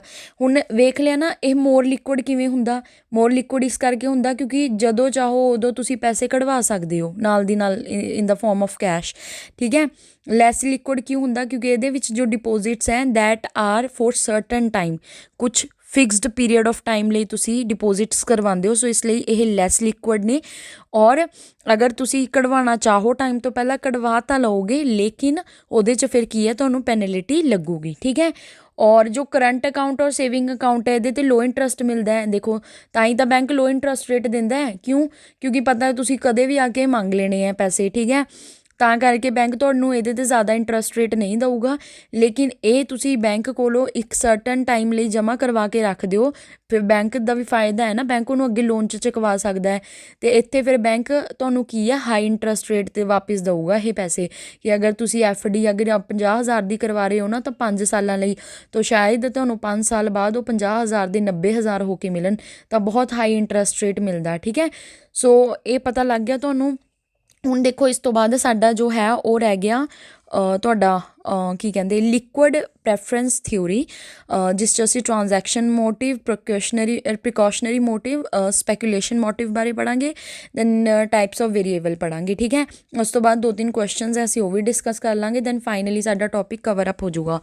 ਵੈਸੇ ਤੁਹਾਨੂੰ ਲੱਗ ਰਿਹਾ ਕਿ 2 ਕੁ ਟੌਪਿਕ ਨੇ, ਅਗਲਾ ਪਾਰਟ ਜੋ ਹੈ ਛੋਟਾ ਹੋਊਗਾ, ਬਟ ਨਹੀਂ, ਉਹ ਵੀ ਮੈਨੂੰ ਲੱਗਦਾ ਵੱਡਾ ਹੀ ਹੋਊਗਾ, ਬਿਕੋਜ਼ ਉਹਦੇ ਵਿੱਚ ਮੈਂ ਫਿਰ ਕੁਛ ਐਕਸਟਰਾ ਚੀਜ਼ਾਂ ਦੱਸਾਂਗੀ ਜੋ ਮੈਂ ਸਲਾਈਡ 'ਚ ਨਹੀਂ ਲਿਖੀਆਂ ਨੇ, ਕਿਉਂਕਿ ਪਤਾ ਕੀ ਹੈ, ਅਗਰ ਮੈਂ ਹਰ ਚੀਜ਼ ਨਾ ਸਲਾਈਡ 'ਚ ਪਾ ਦਿੰਦੀ ਫਿਰ ਤੁਹਾਨੂੰ ਇੱਦਾਂ ਹੁੰਦਾ ਕਿ ਪਈਆਂ ਤਾਂ ਹੋਈਆਂ ਨੇ, ਤੁਸੀਂ ਵੇਖਿਆ, ਸਕਰੀਨਸ਼ਾਟ ਲਿਆ ਅਤੇ ਪੜ੍ਹ ਲਈ, ਉਹਦਾ ਫਿਰ ਕੋਈ ਫਾਇਦਾ ਨਹੀਂ ਹੈਗਾ। ਮੈਂ ਚਾਹੁੰਦੀ ਹਾਂ ਕਿ ਜੋ ਮੈਂ ਚੀਜ਼ ਦੱਸਦੀ ਹਾਂ ਤੁਸੀਂ ਉਸਦੇ ਆਪਣੇ ਨੋਟਸ ਵਗੈਰਾ ਬਣਾਓ, ਦੈਟ ਇਜ਼ ਮੋਰ ਬੈਟਰ। ਠੀਕ ਹੈ, ਅਤੇ ਅੱਜ ਲਈ ਸਿਰਫ ਇੰਨਾ ਹੀ। ਆਈ ਹੋਪ ਤੁਹਾਨੂੰ ਸਾਰਾ ਲੈਕਚਰ ਜੋ ਹੈ ਉਹ ਸਮਝ 'ਚ ਆਇਆ ਹੋਊਗਾ, ਲੇਕਿਨ ਉਸ ਤੋਂ ਬਾਅਦ ਵੀ ਅਗਰ ਤੁਹਾਨੂੰ ਸਟਿਲ ਕੋਈ ਪ੍ਰੋਬਲਮ ਆਉਂਦੀ ਹੈ ਦੈਨ ਤੁਸੀਂ ਕੌਮੈਂਟ ਸੈਕਸ਼ਨ 'ਚ ਮੈਨੂੰ ਪੁੱਛ ਸਕਦੇ ਹੋ। ਠੀਕ ਹੈ, ਅਤੇ ਹਾਂਜੀ ਬਸ ਅੱਜ ਲਈ ਇੰਨਾ ਹੀ। ਸਤਿ ਸ਼੍ਰੀ ਅਕਾਲ, good bye, will meet you next video. And ਹਾਂਜੀ, ਅਤੇ ਇੱਕ ਗੱਲ ਹੋਰ, ਪਲੀਜ਼ ਮੇਰੇ ਚੈਨਲ ਨੂੰ ਸਬਸਕ੍ਰਾਈਬ ਕਰਿਓ ਅਤੇ ਲਾਈਕ ਵੀ ਜ਼ਰੂਰ ਕਰਿਓ, ਅਤੇ ਜਿਹਨੂੰ ਜ਼ਰੂਰਤ ਹੈ ਉਹਦੇ ਨਾਲ ਅੱਗੇ ਸ਼ੇਅਰ ਵੀ ਕਰਿਓ। Thank you so much, bye bye, take care, have a nice day.